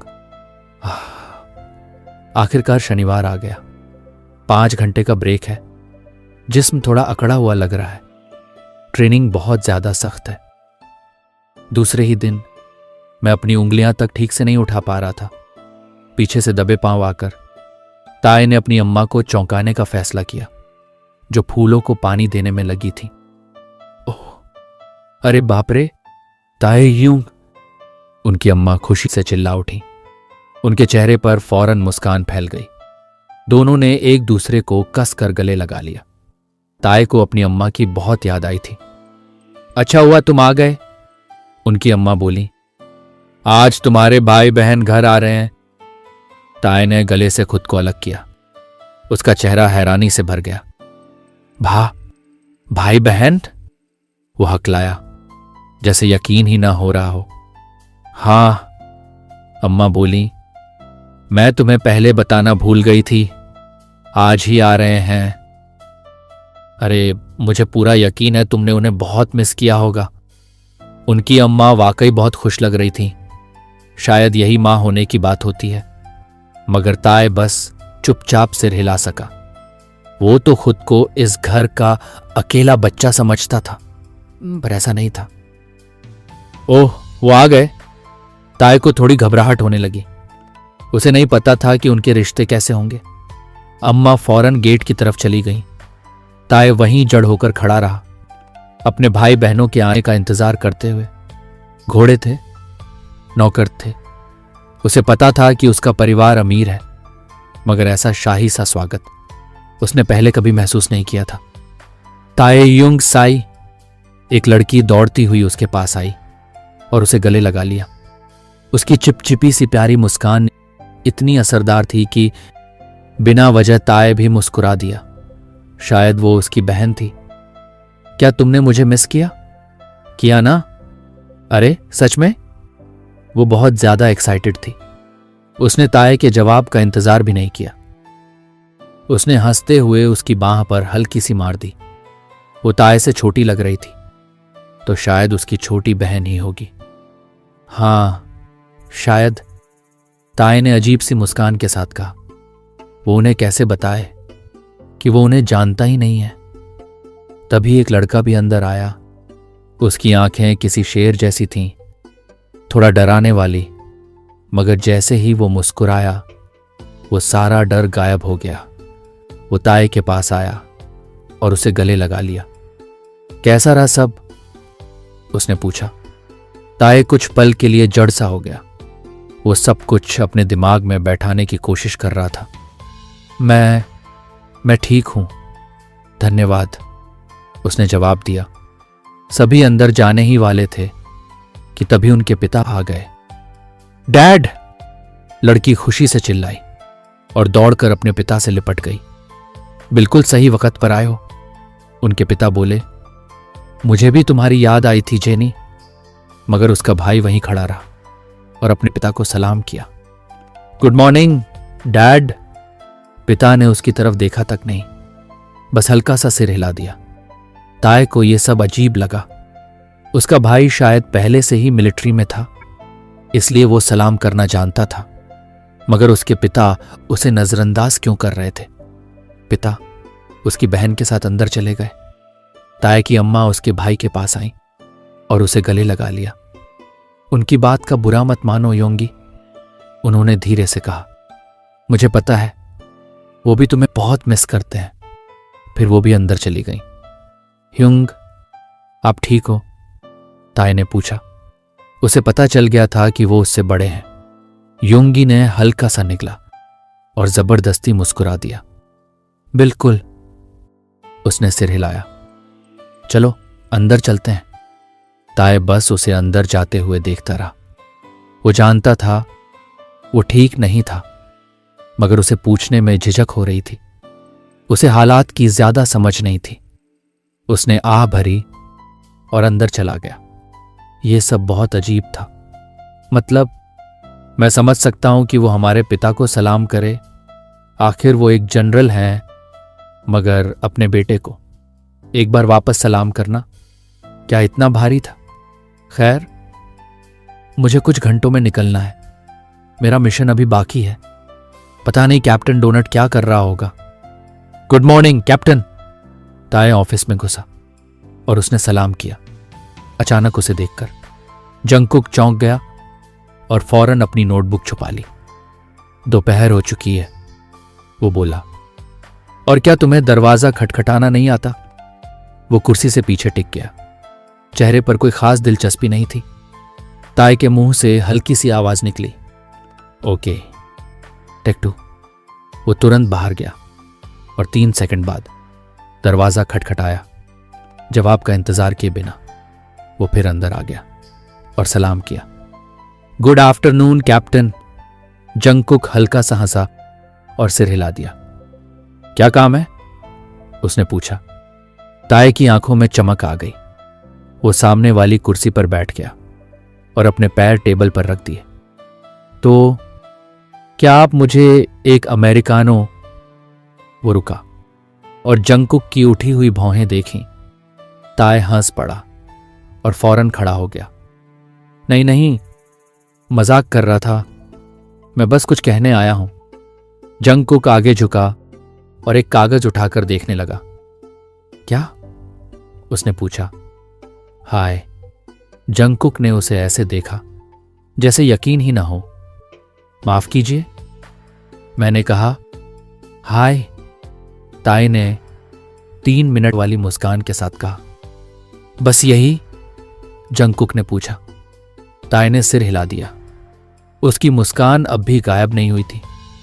उसके गाल गोल से हो रहे थे जो उसे और प्यारा बना रहे थे। जंगकुक ने अपनी कनपटी दबाई। उसे समझ नहीं आ रहा था कि हंसे या चिढ़ जाए। मिस्टर किम, वो बोला, मैं बहुत बिजी हूं। मुझे आपके मजाक के लिए वक्त नहीं है। अगर कुछ जरूरी नहीं कहना है तो प्लीज चले जाइए। ताए ने मुंह फुला लिया और बाहें बांध लीं। एक सादा सा हाय भी जरूरी होता है, वो बोला। कुछ लोगों को बात करने के लिए किसी की जरूरत होती है, खास तौर पर जब वो परेशान हो। मुझे किसी से बात करने की जरूरत नहीं, जंगकुक ने कहा और खाली कागज पर लिखने लगा। मगर डैड ने आपसे कहा है कि आप मेरा ख्याल रखें। ताए का मुंह और लटक गया। जंगकुक रुक गया और उसे देखा। तुम्हारे डैड ने बस इतना कहा है कि मैं तुम पर नजर रखूं ताकि यह तय हो सके कि तुम ट्रेनिंग अटेंड कर रहे हो। मैं कैप्टन हूं, बेबी सिटर नहीं। यह सुनकर ताए का मुंह खुला रह गया। आपको लगता है मैं बच्चा हूं? जंगकुक थोड़ा घबरा गया। उसे लगा वो शायद ज्यादा बोल गया, मगर यह सिर्फ गलत फहमी थी। ताए फौरन मुस्कुरा दिया। और होंठ काटने लगा, जैसे और ज्यादा मुस्कान रोक रहा हो। तो मैं आपका बच्चा बन सकता हूं, वो हंसते हुए बोला। मगर जंगकुक अब थोड़ा चिढ़ चुका था। प्लीज चले जाइए। ताए का मुंह फिर से लटक गया। आप बिल्कुल मजेदार नहीं हैं, वो बोला और बाहर चला गया। उसे सच में मजाक करना आता ही नहीं है ना? आज कुछ बड़ा कैसे ढूंढूं? वो ऑफिस में क्या कर रहा था? जब मैं अंदर गया था तो उसने अपनी नोटबुक क्यों छुपाई? क्यों? सोचो ताएयुंग, सोचो। Oh shit, oh shit. वो बाहर आ गया। मुझे उसका पीछा करना चाहिए, शायद कुछ पता चल जाए। ताए को लगा जैसे वो किसी केस पर निकला हुआ असली जासूस हो। वो जंगकुक का पीछा कर रहा था, मगर हर कदम बहुत संभल कर रख रहा था, क्योंकि पकड़े जाना उसके लिए ठीक नहीं था। जंगकुक ज्यादा दूर नहीं गया, मगर जो ताए ने देखा उससे वो हैरान भी था और उलझन में भी। ये पापा के ऑफिस का ताला क्यों खोल रहा है? उसने खुद से बुदबुदाया। उसकी भौहें सिकुड़ गईं। जंगकुक कमरे के अंदर जा चुका था और उसने दरवाजा बंद कर लिया ताकि ताए कुछ देख न सके। ताए ने होंठ काट लिए। वो अंदर क्या कर रहा है? वो दीवार के पीछे झुककर बैठा था। एक खिड़की थी, मगर वहां से साफ दिखाई नहीं दे रहा था, और अगर वो झांकने की कोशिश करता तो उसकी परछाई दिख सकती थी। ये बिल्कुल भी सुरक्षित नहीं था। जंगकुक अंदर कुछ देर तक रहा, शायद 5 मिनट। फिर आखिरकार वो बाहर निकला। ताए ने देखा जंगकुक के बाएं हाथ में वही नोटबुक थी जो ताए ने पहले देखी थी। जंगकुक ने ऑफिस बंद किया और अपने कमरे की तरफ चला गया। ताए वहीं कोने में खड़ा रह गया, सोच में डूबा हुआ। वो वहां क्यों गया था? उसने अंदर क्या किया? ताए ने सिर दबा लिया। जितना ज्यादा सोचता उतना ही सिर दर्द बढ़ता गया। उसने इमारत की तरफ नजर उठाई जो उससे थोड़ी ही दूरी पर थी। उसे ऊपर एक आदमी दिखा, मगर चेहरा नहीं दिखा क्योंकि वो पीठ किए खड़ा था। अचानक ताए का हाथ मुंह तक चला गया। Oh my! अगले ही पल वो आदमी ऊंची इमारत से नीचे गिर गया। ताए की सांस अटक गई। उसका दिमाग सुन्न हो गया। क्या उसने अभी किसी को खुदकुशी करते देखा था? हालांकि ट्रेनिंग का ब्रेक था, फिर भी कई सोल्जर कैंप में ही थे। घटना वाली जगह पर धीरे धीरे भीड़ जमा होने लगी। लोग इकट्ठा हो रहे थे, तो ताए भी देखने चला गया। यह सब क्या हो रहा है? उसने देखा जंगकुक अपने ऑफिस से बाहर आया और सीधे भीड़ में घुस गया। सोल्जरों ने फौरन रास्ता बनाया और उसे सलाम किया। जमीन पर पड़ी लाश के हाथ में एक रुमाल था। जंगकुक ने ऊपर देखा। वहां एक आदमी खड़ा था। चेहरा साफ नहीं दिख रहा था, मगर वो बुरी तरह घबराया हुआ लग रहा था। थोड़ी देर में पुलिस और कुछ डिटेक्टिव्स भी आ गए। कैप्टन ने आदेश दिया कि सारे सोल्जर अपने कमरों में लौट जाएं। अगले हुक्म तक कोई बाहर नहीं जाएगा। ताए अपने कमरे की तरफ बढ़ ही रहा था कि जंगकुक ने उसे रोक लिया। मेरे पास रहो। ताए उलझ गया, मगर फिर भी वो उसके पास खड़ा हो गया। डिटेक्टिव और पुलिस मामले की जांच करने लगे। ऊपर से उस आदमी को भी पकड़ लिया गया था। वो अभी भी सदमे में था, जैसे उसे समझ ही नहीं आ रहा हो कि क्या हुआ। ताए चुपचाप जंगकुक को देख रहा था। उसका चेहरा बहुत सख्त था। उसकी नजर कभी लाश पर जाती, कभी उस आदमी पर। कुछ देर बाद डिटेक्टिव उनके पास आया। जो जानकारी हमें मिली है उसके हिसाब से यह मर्डर है, वो बोला। सस्पेक्ट ने विक्टिम को धक्का दिया। रुमाल उसी का है क्योंकि उस पर उसका नाम लिखा है। शायद गिरते वक्त विक्टिम ने उसे खींच लिया होगा। केस क्लोज, डिटेक्टिव ने कहा और जंगकुक को सलाम किया। वो जाने ही वाला था कि जंगकुक बोल पड़ा, नहीं, केस अभी क्लोज नहीं हुआ है। डिटेक्टिव ने हैरानी से पीछे मुड़कर देखा। आप क्या कहना चाहते हैं? माफ कीजिए, बीच में बोल रहा हूं, जंगकुक ने कहा। मगर मुझे नहीं लगता ये मर्डर है और मैं इसे साबित कर सकता हूं सिर्फ इस रुमाल से। डिटेक्टिव की दिलचस्पी बढ़ गई। अगर आप सस्पेक्ट के कपड़ों को देखें तो उसमें कोई पॉकेट नहीं है, जंगकुक बोला। अब जरा विक्टिम के कपड़े देखिए। डिटेक्टिव ने दोनों की तरफ देखा। वो चौंक गया। सस्पेक्ट के कपड़ों में बदखल कोई पॉकेट नहीं थी, जबकि विक्टिम की पैंट में 2 पॉकेट थी। उसने ये पहले क्यों नहीं देखा? विक्टिम का नाम क्या है? जंगकुक ने पूछा। डिटेक्टिव थोड़ी देर झिझका, मगर फिर बोला, आरजे वॉकर। जंगकुक के होंठों पर हल्की सी मुस्कान आ गई, जैसे वो पहले से जानता हो। क्या मुझे रूमाल मिल सकता है? रूमाल उसे दे दिया गया। सस्पेक्ट का नाम जिन बताया जा रहा है, डिटेक्टिव बोला। रूमाल पर भी वही लिखा है, तो ये उसी का हुआ। जंगकुक ने सिर हिलाया। नहीं, ये उसका नहीं है। कैसे? डिटेक्टिव ने पूछा। हां, रूमाल पर जिन लिखा है, जंगकुक बोला। मगर अगर आप इसे थोड़ा बाईं तरफ घुमा दें तो ये आरजे पढ़ा जाता है। उसने सबको दिखाया। बदखल, वो आरजे ही था। डिटेक्टिव का मुंह खुला रह गया। और सस्पेक्ट का नाम जिन नहीं है, जंगकुक ने आगे कहा। उसका पूरा नाम डोंगजिन है। वो यहां 1 महीने से ट्रेनिंग में है और यहां किसी को भी सिर्फ नाम से नहीं बुलाया जाता, हमेशा पूरा नाम लिया जाता है। तो क्या यह अजीब नहीं कि वो खुद को सिर्फ जिन लिखे? डिटेक्टिव को थोड़ी शर्मिंदगी महसूस हुई, मगर वो गलत भी नहीं था। ठीक है, वो बोला, मगर विक्टिम पीठ के बल गिरा। कोई खुदकुशी पीठ के बल कूदकर क्यों करेगा? मेरे पास गवाह है। जंगकुक रुका और ताए की तरफ देखा। मिस्टर किम, क्या आपने दोनों को कूदने से पहले ऊपर नहीं देखा था? ताए घबरा गया। हां, मैंने दोनों को देखा था, मगर मैं। अचानक उसे सब समझ आ गया। जंगकुक हल्का सा मुस्कुराया। उसे पता था ताई ये समझ चुका है। अब समझ आया? ताए बोला, मैंने दोनों को ऊपर देखा था, मगर उनके बीच काफी दूरी थी, लगभग 2 मीटर। इतनी दूरी से कोई किसी को धक्का नहीं दे सकता, डिटेक्टिव ने पूछा। और इसका कोई और सबूत? तब एक आवाज आई। सर, माफ कीजिए, बीच में बोल रहा हूं, एक सोल्जर बोला। मगर ताह्युंग सही कह रहा है, मैंने भी उन्हें देखा था। वो एक दूसरे से बहुत दूर थे। मैंने भी सर, मैंने भी देखा था। आवाजें एक के बाद एक आने लगीं। बहुत सारे गवाह थे। अब यकीन हुआ डिटेक्टिव?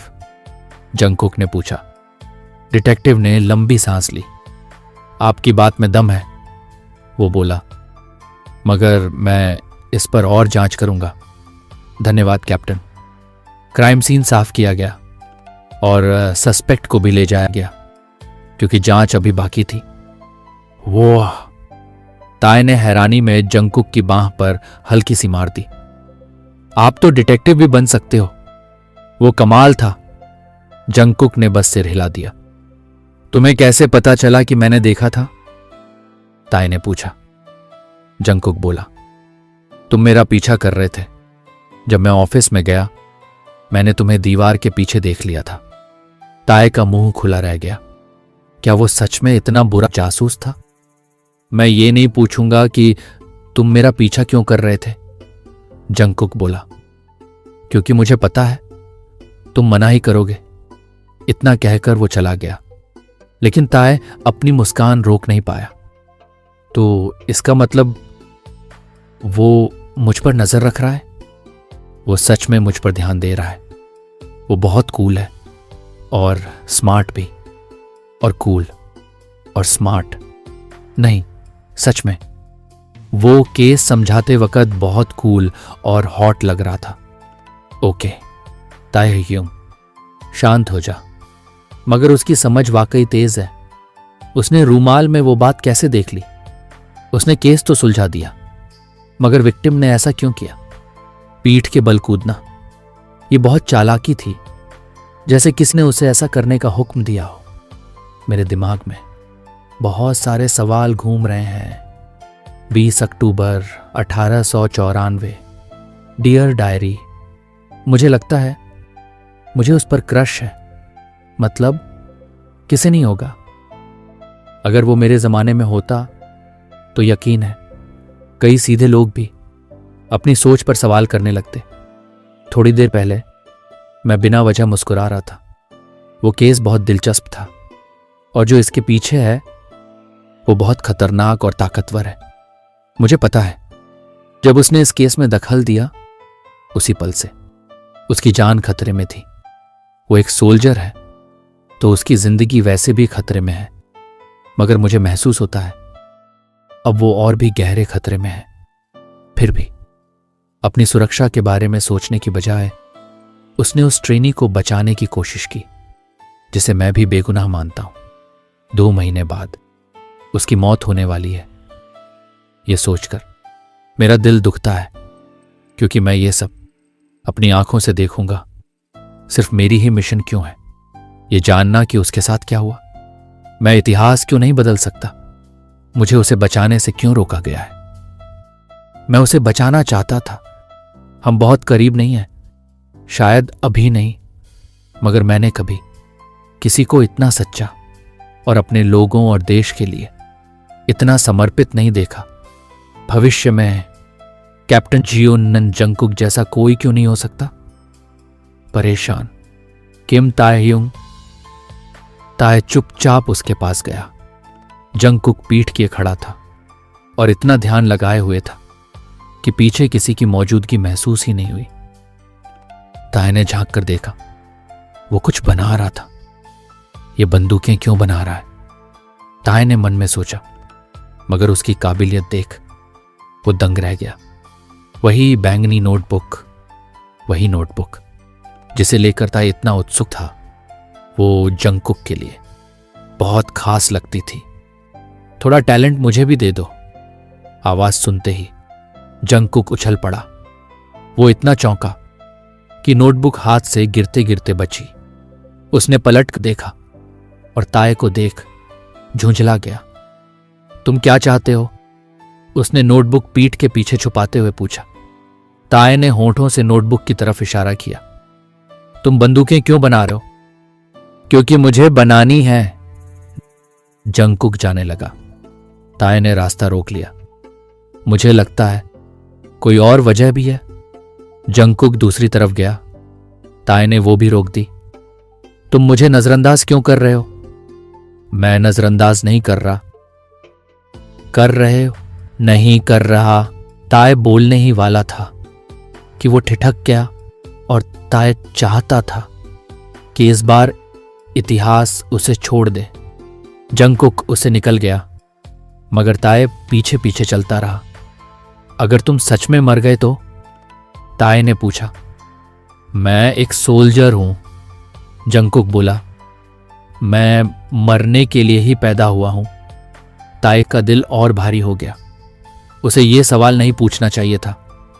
तुम कहां जा रहे हो? ताए ने माहौल हल्का करने की कोशिश की। मैं तुम्हें क्यों बताऊं? चलते चलते बात हो रही थी। क्योंकि मैं क्यूट हूं। ताए हंस पड़ा। जंगकुक ने पीछे देखा। इसका क्या मतलब? मतलब तुम्हें बताना चाहिए क्योंकि मैं क्यूट हूं। उसने अपनी चौकोर मुस्कान दिखाई। जंगकुक ने सिर हिला दिया।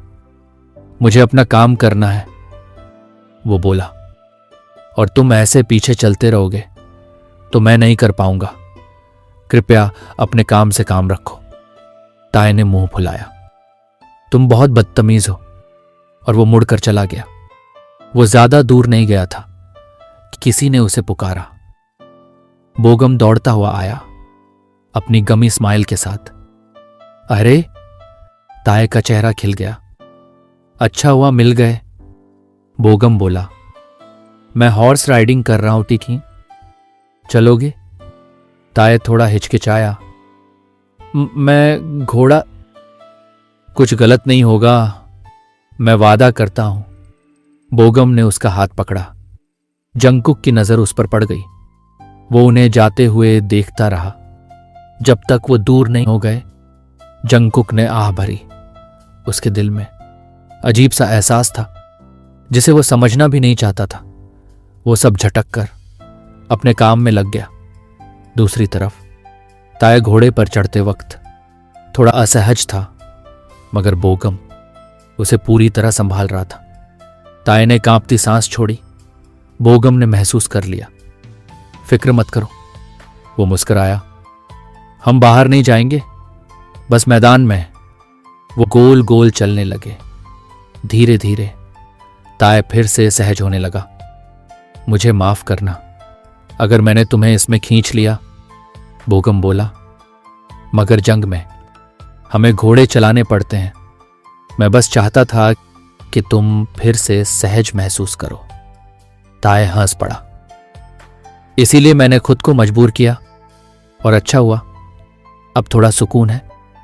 थोड़ी देर बाद ताय ने कहा, मैं तुम्हें धन्यवाद कहना चाहता हूं। किस लिए?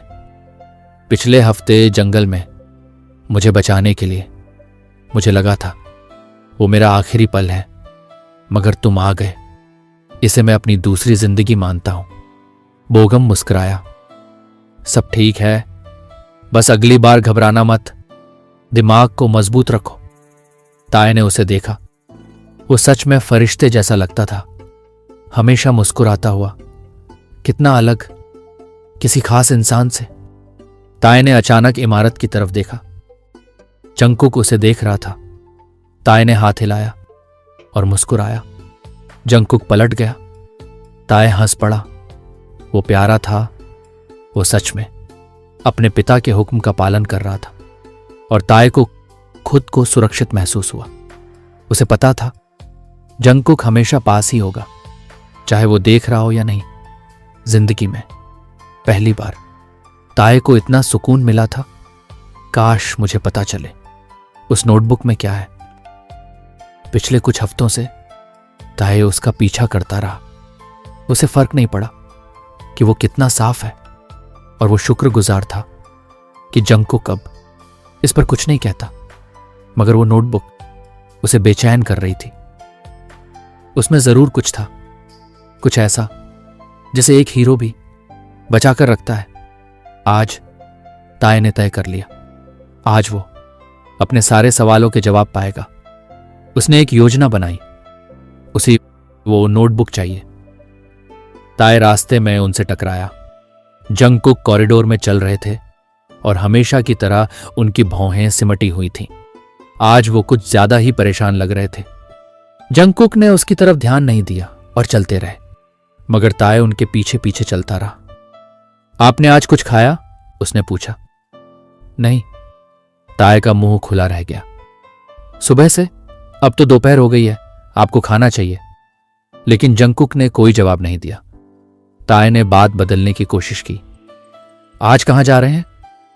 तुम्हारा काम नहीं। जंगकुक सीढ़ियां चढ़ने लगे और ताय फिर भी पीछे रहा। क्यों नहीं? ताय ने माहौल हल्का करने की कोशिश की। बस चले जाओ। जंगकुक की आवाज काफी सख्त थी, लेकिन ताय रुका नहीं। क्यों जाऊं? क्योंकि मैंने कहा है, लेकिन मैं आपके साथ चलना चाहता हूं। ताय ने मुस्कान दी, मगर कोई असर नहीं हुआ। मेरा पीछा करना बंद करो। जंगकुक ने कदम तेज कर दिए। ताय ने भी। मैं नहीं रुकूंगा, आप ठीक हैं? दूर जाओ। नहीं, हम दोस्त हैं तो। मैंने कहा दूर जाओ। जंगकुक अचानक रुक गए और पलट कर देखा। ताय वहीं जम गया। उसे इतनी तेज आवाज की उम्मीद नहीं थी। उसे चिल्लाना पसंद नहीं था। उसे डर लगने लगा। उसकी आंखें भर आईं। मेरा पीछा करना बंद करो, और हम दोस्त नहीं हैं, हम करीबी नहीं हैं, हमारा कोई रिश्ता नहीं है। ऐसा दिखाना बंद करो जैसे हम यार हैं। शुरू से ही तुम्हें मुझसे इस तरह बात नहीं करनी चाहिए थी। मैं तुम्हारा कैप्टन हूं और तुम मेरे अधीन हो। बस यही हमारा रिश्ता है, समझे मिस्टर किम? जंगकुक की आवाज और ऊंची हो गई। उनकी सांसें तेज थीं। उन्हें यह तक एहसास नहीं हुआ कि ताय डर से कांप रहा है। ताय के गले में कुछ अटक गया। वो उनकी बातों को समझने की कोशिश कर रहा था। कुछ पल बाद उसने सिर उठाया, सैल्यूट किया और रोते हुए बोला, यस सर। मुझे माफ कीजिए अगर मैंने आपको दोस्त समझ लिया। मुझे नहीं लगा था कि आप मुझे ऐसा नहीं कि देखते। माफी चाहता हूं कैप्टन। उसने मुस्कान जबरदस्ती रोक रखी थी ताकि आंसू न गिरे। उसने झुककर सलाम किया और जंगकुक की तरफ देखा तक नहीं। वो उनका चेहरा नहीं देखना चाहता था क्योंकि तब वो सच में टूट जाता। जंगकुक उसे जाते हुए देखते रहे। उन्हें पता था कि वो गलत थे, मगर अब बात वापस लेना देर हो चुकी थी। उन्होंने उंगलियां बालों में फेरी और जुबान दबाई। क्या दिन था। ताए दौड़ता हुआ उस पेड़ के पास पहुंचा, वही पेड़ जहां उस रात उसने जंगकुक को देखा था। और जैसे ही वहां पहुंचा वो टूट गया और आंसू बहने लगे। मैं भूल गया था कि वो कैप्टन है और मैं कुछ भी नहीं। शायद वो बहुत आगे बढ़ गया था। शायद वो सच में कोशिश कर रहे थे। शायद गलती उसी की थी। वो मासूम चेहरा और आवाज कुछ देर पहले कितनी सख्त हो गई थी। वो उनके पास खुद को सुरक्षित महसूस करता था, मगर उस पल वही डर लौट आया। उसका बदन अब भी कांप रहा था। उसे ये नफरत थी जब कोई उस पर चिल्लाए, जब कोई उसे ठुकरा दे, जब कोई उसकी अहमियत न समझे। और सबसे ज्यादा उसे अपनी नाजुक दिली से नफरत थी। उसे गुस्सा आना चाहिए था, मगर हर बार वो गुस्सा आंसुओं में बदल जाता था। वो खुद को बच्चा समझने लगा, एक रोने वाला बच्चा। 20 मिनट बीत गए, लेकिन आंसू रुकने का नाम नहीं ले रहे थे। मुझे इतना दर्द क्यों हो रहा है? मुझे नहीं होना चाहिए, वो रोते रोते बोला और रुमाल से आंसू पोंछे। मैंने उसकी बहुत परवाह की, शायद इसीलिए। मैं कितना बेवकूफ हूं। कुछ हफ्ते बीत गए, सब कुछ वैसा ही रहा। अनदेखा करना और ऐसे पेश आना जैसे वो एक दूसरे को देखते ही नहीं। ताए ने अपना मिशन नहीं भुलाया, मगर अभी उसका दिल बुझा हुआ था। वो अब भी आहत था और उसे नहीं पता था ये दर्द कब खत्म होगा। उसे ये नहीं पता था कि जंगकुक अब भी वहीं है। दूर से ही सही, वो अब भी उसकी हिफाजत कर रहे थे। सिर्फ नजर रखकर भी वो उसे सुरक्षित रख पा रहे थे और ताए को इसका एहसास तक नहीं हुआ। वो अपनी ट्रेनिंग में खुद को उलझाए हुए था, खुद को उनसे दूर रखने में। कम से कम जंगकुक को यह सुकून था कि ताए के पास उसके साथी हैं। वो उसकी मदद कर रहे थे, वो बातें जो जंगकुक नहीं कर सकते थे। शायद उसे हंसा भी रहे थे। अभी के लिए यही काफी था। कैप्टन चलिए, लेफ्टिनेंट हान ने कहा। उन्हें दूसरे शहर में मिशन पर जाना था और आज ही रवाना होना था। जंगकुक ने सिर हिलाया। जाते जाते उन्होंने आखिरी बार ताए की तरफ देखा, जो गन से निशाना लगाने की प्रैक्टिस कर रहा था, और फिर वो चले गए। दिल भारी था। उन्हें पता था एक दिन उन्हें माफी मांगनी होगी। अगर हालात ऐसे रहे तो वो जनरल का दिया हुआ काम नहीं कर पाएंगे। वो हमेशा दूर से उसकी हिफाजत नहीं कर सकते। 15 मिनट का वाटर ब्रेक। ट्रेनर की आवाज आई। सब सैनिक एक तरफ जाकर आराम करने लगे। नमजून ने देखा कि ताए कुछ ढूंढ रहा है। क्या हुआ ताए? शायद मेरा बैग कमरे में रह गया है। वो तुरंत अपने कमरे की तरफ गया, दरवाजा खोला, अंदर गया और बैग उठाया। मैं तुम्हें साथ क्यों नहीं लाया? उसने बैग से कहा।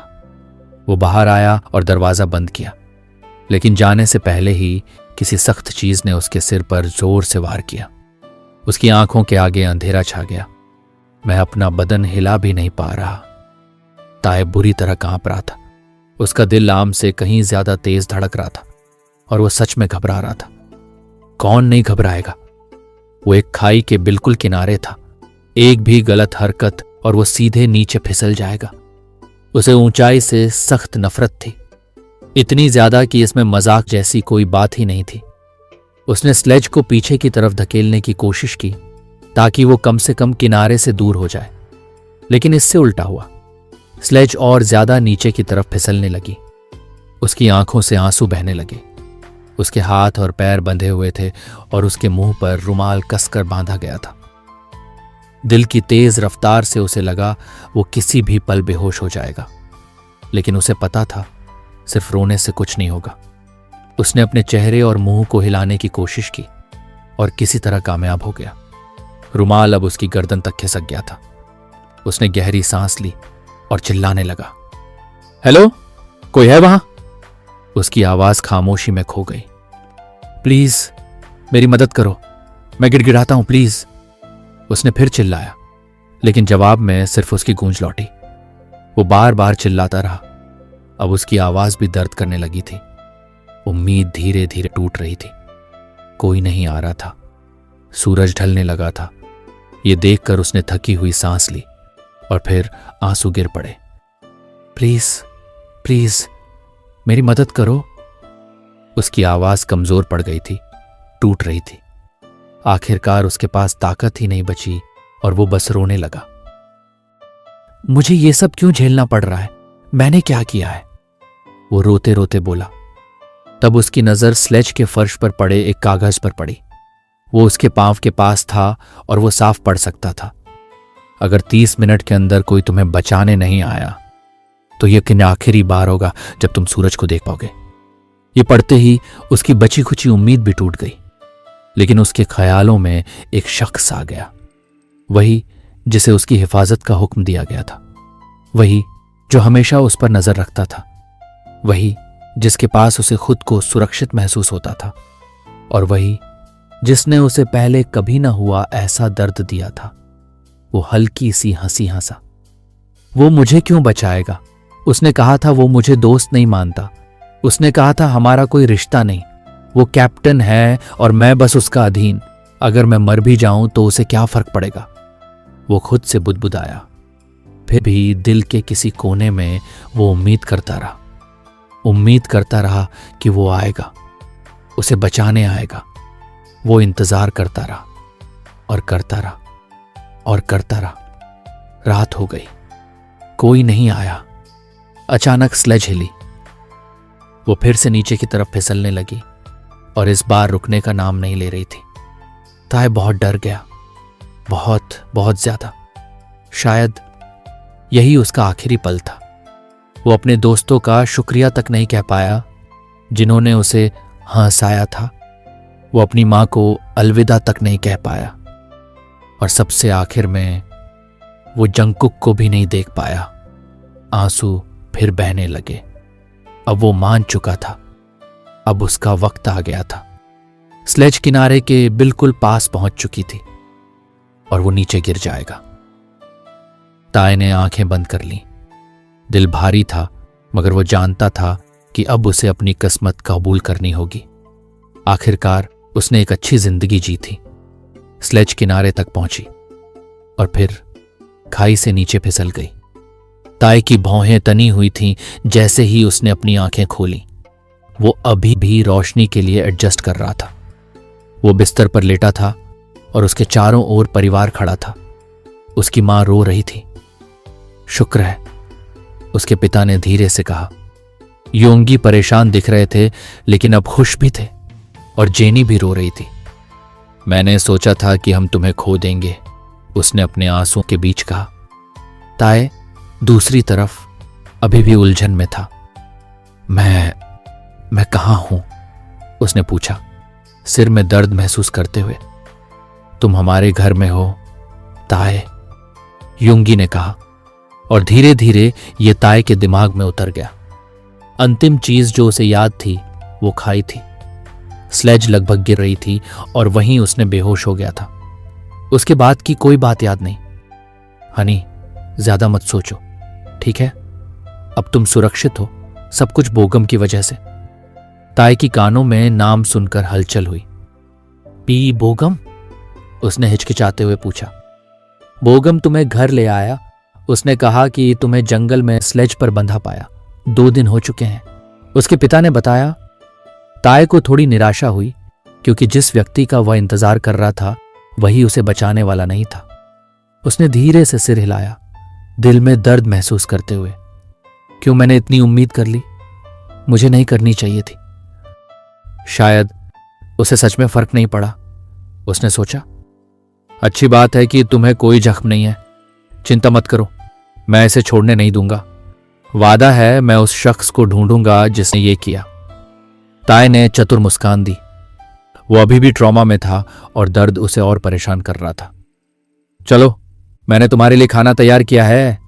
उसकी मां ने उसे खड़ा होने के लिए मार्गदर्शन किया। सब कुछ धुंधला था। वो खुश था कि वो जिंदा है, लेकिन अंदर ही अंदर उदासी थी। क्यों मैंने सोचा कि वो आएगा। तुम क्या कर रहे होता है?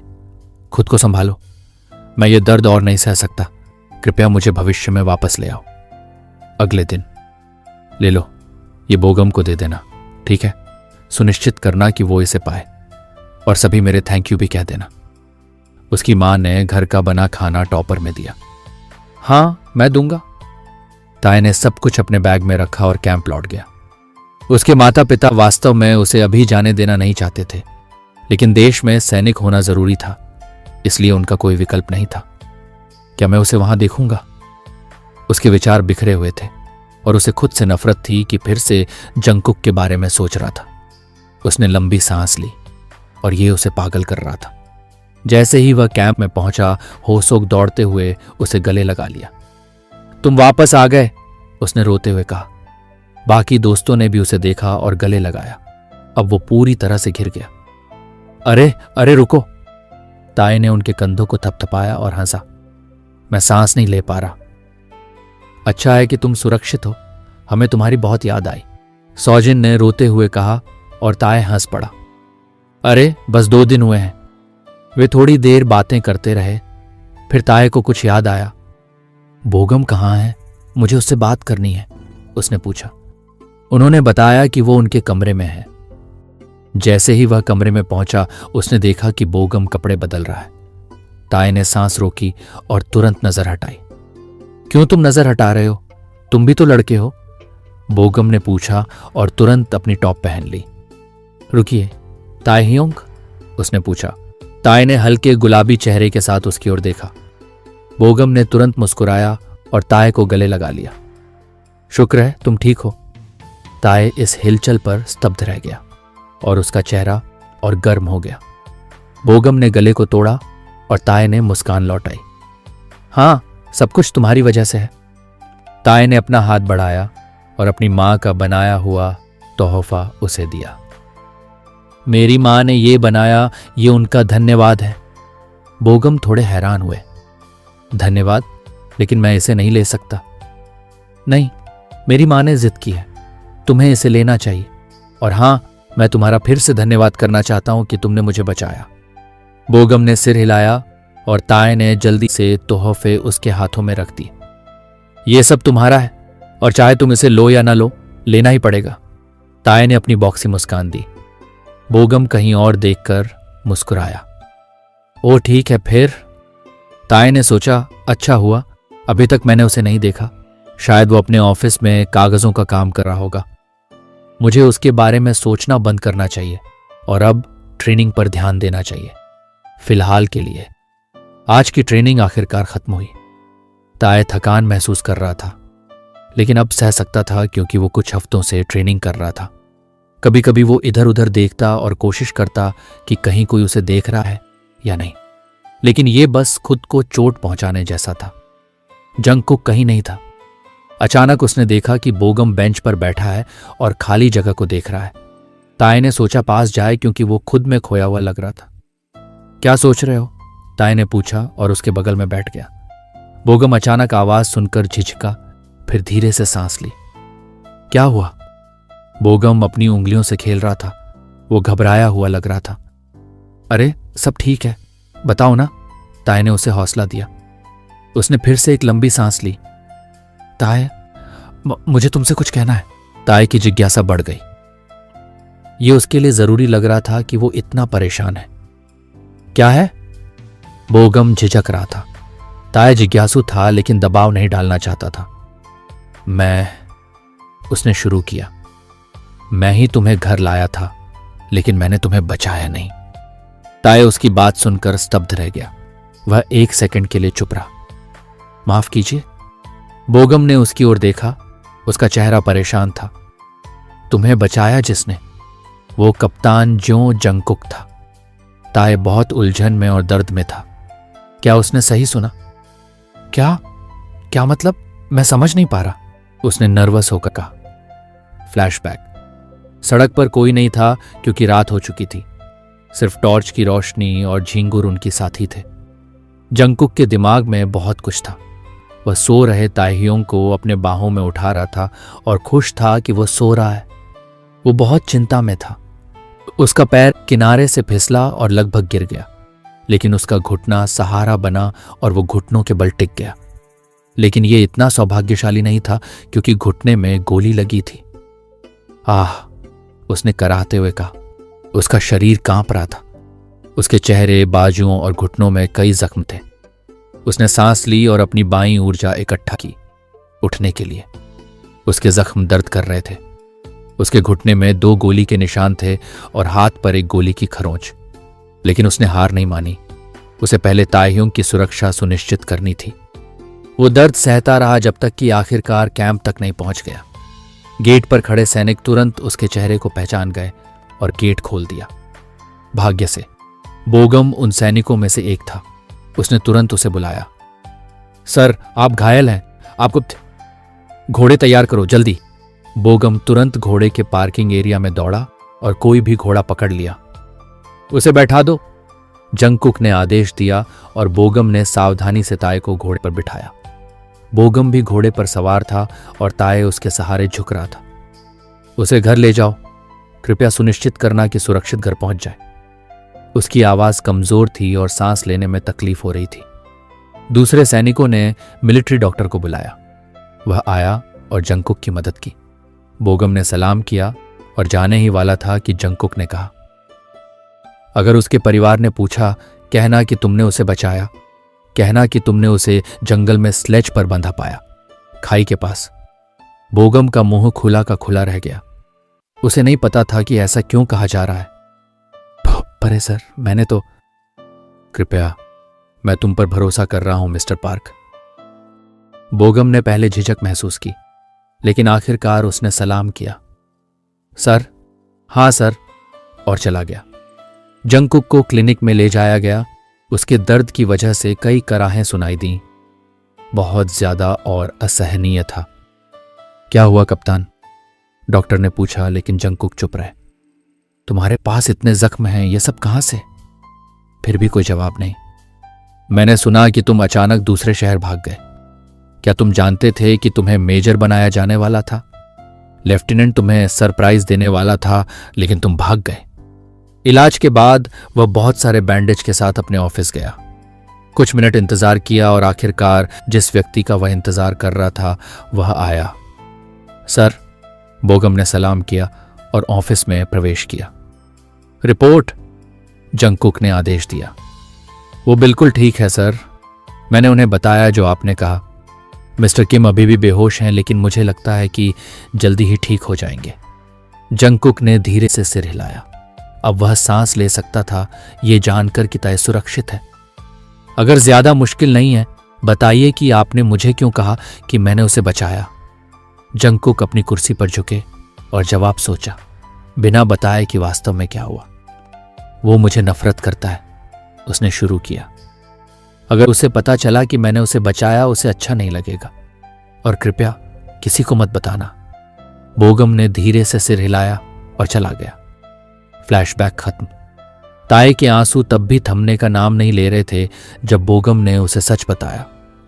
मैंने कप्तान से वादा किया था कि किसी को नहीं बताऊंगा, लेकिन मेरी समझदारी अब और सहन नहीं कर सकती।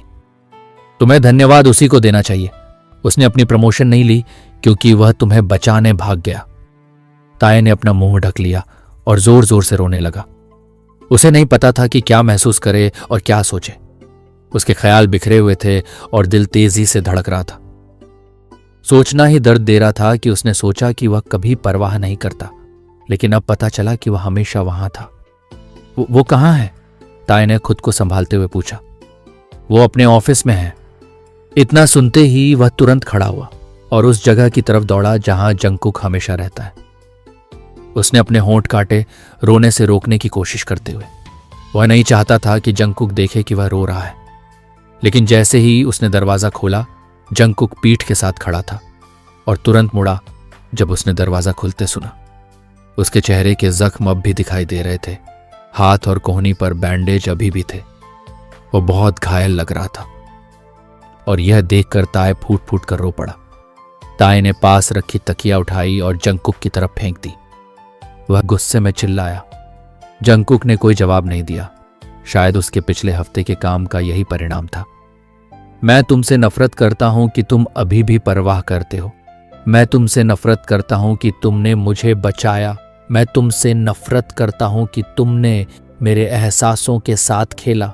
मैं तुमसे नफरत करता हूं कि मैं अभी भी तुम्हें पसंद करता हूं जबकि तुमने मुझे चोट पहुंचाई। ताय ने अपने शब्दों की परवाह नहीं की।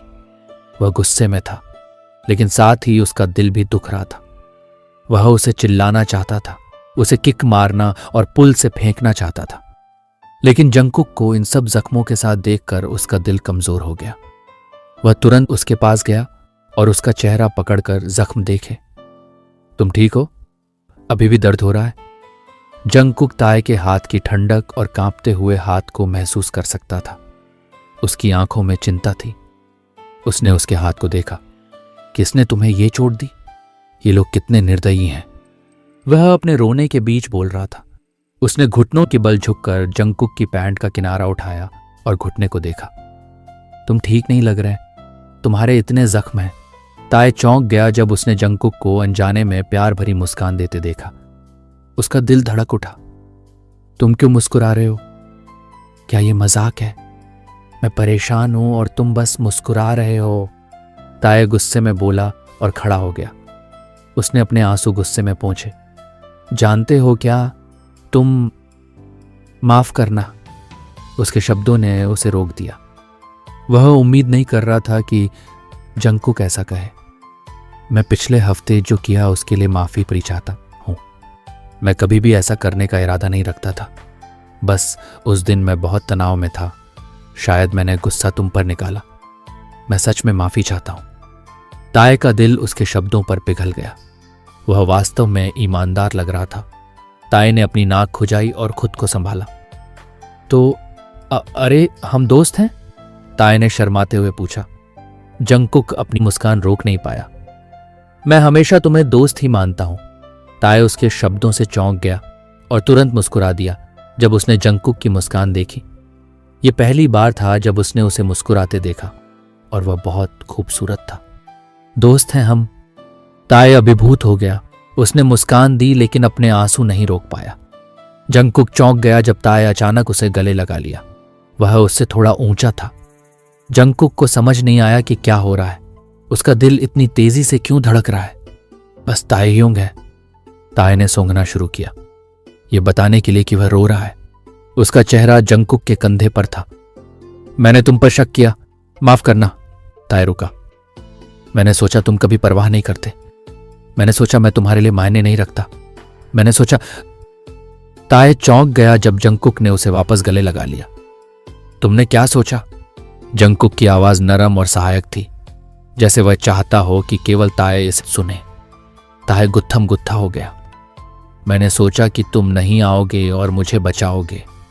वह रो पड़ा। जंगकुक को जवाब नहीं पता था, क्योंकि वह भी नहीं जानता कि वह ताय की रक्षा क्यों कर रहा है। वह कप्तान है, सैनिक है, नौकर नहीं। वह उसे अकेला छोड़ सकता था। वह जनरल की आज्ञा तोड़ सकता था और अपना काम कर सकता था, लेकिन उसके दिल में कुछ था। उसने महसूस किया कि उसे बचाना चाहिए। वह उसे बचाना चाहता था। कोई नहीं बोला। वे कितनी देर उस स्थिति में खड़े रहे, कोई नहीं जानता। वे बस अजनबी थे जो एक दूसरे को परिचित महसूस कर रहे थे, और पहली छुअन में ही उन्हें सुरक्षित और आरामदायक लगा। तुमने कहा था कि तुम्हें मैं पसंद हूं, जंगकुक ने अचानक कहा। ताय की आंखें चौंधिया कर खुल गईं। वह तुरंत गले से हट गया और जंगकुक से पीछे कदम लिया। मैंने कहा था। नहीं, मैंने ऐसा नहीं कहा। ताय ने नजरें घुमाई, आंखें मिलाने से बचने की कोशिश की। वह जानता था कि उसने कहा था, लेकिन यह बस भावनाओं का बहाव था, और अब वह उलझ गया। तुमने कहा कि तुम मुझसे नफरत करते हो क्योंकि भले ही मैंने तुम्हें चोट दी, फिर भी तुम मुझे पसंद करते हो। ताय ने निगला और जंगकुक दूसरी तरफ उसे चिढ़ाते हुए मजा ले रहा था। मैंने ऐसा कभी नहीं कहा, और अगर मैंने कहा भी तो मेरा मतलब नहीं था। जंगकुक ने सिर हिलाया। सच? अच्छा, मैं भी तुम्हें पसंद करता हूं। ताय का सिर ऊपर उठ गया, आंखें चौड़ी, और जंगकुक को देखा। क्या उसने सही सुना? माफ कीजिए क्या? उसने पूछा। उसने साफ साफ सुना, लेकिन क्या नहीं सुना। मैंने कहा, मैं भी तुम्हें पसंद करता हूं। ताया सच में वहीं जम गया। उसका दिमाग काम करना बंद कर दिया, लेकिन दिल तेजी से धड़क रहा था। ताया को नहीं पता था कि क्या जवाब दे। वे महसूस नहीं कर पा रहा था। उसका दिल खुशियों से भर गया। जंगकुक अब और सह नहीं सका। मैं मजाक कर रहा था, उसने हंसते हुए कहा। ताया निराश हो गया। उसने पास रखी तकिया उठाई और जंगकुक की तरफ फेंक दी। आह! तकिया उसके घुटने पर लगी और वह दर्द से कराहा। ताया ने जीभ निकाल दी। सही है। वह जाने ही वाला था कि उसने जंगकुक की मेज पर एक परिचित चिट्ठी देखी। वह उसके पास गया और उसे उठाया।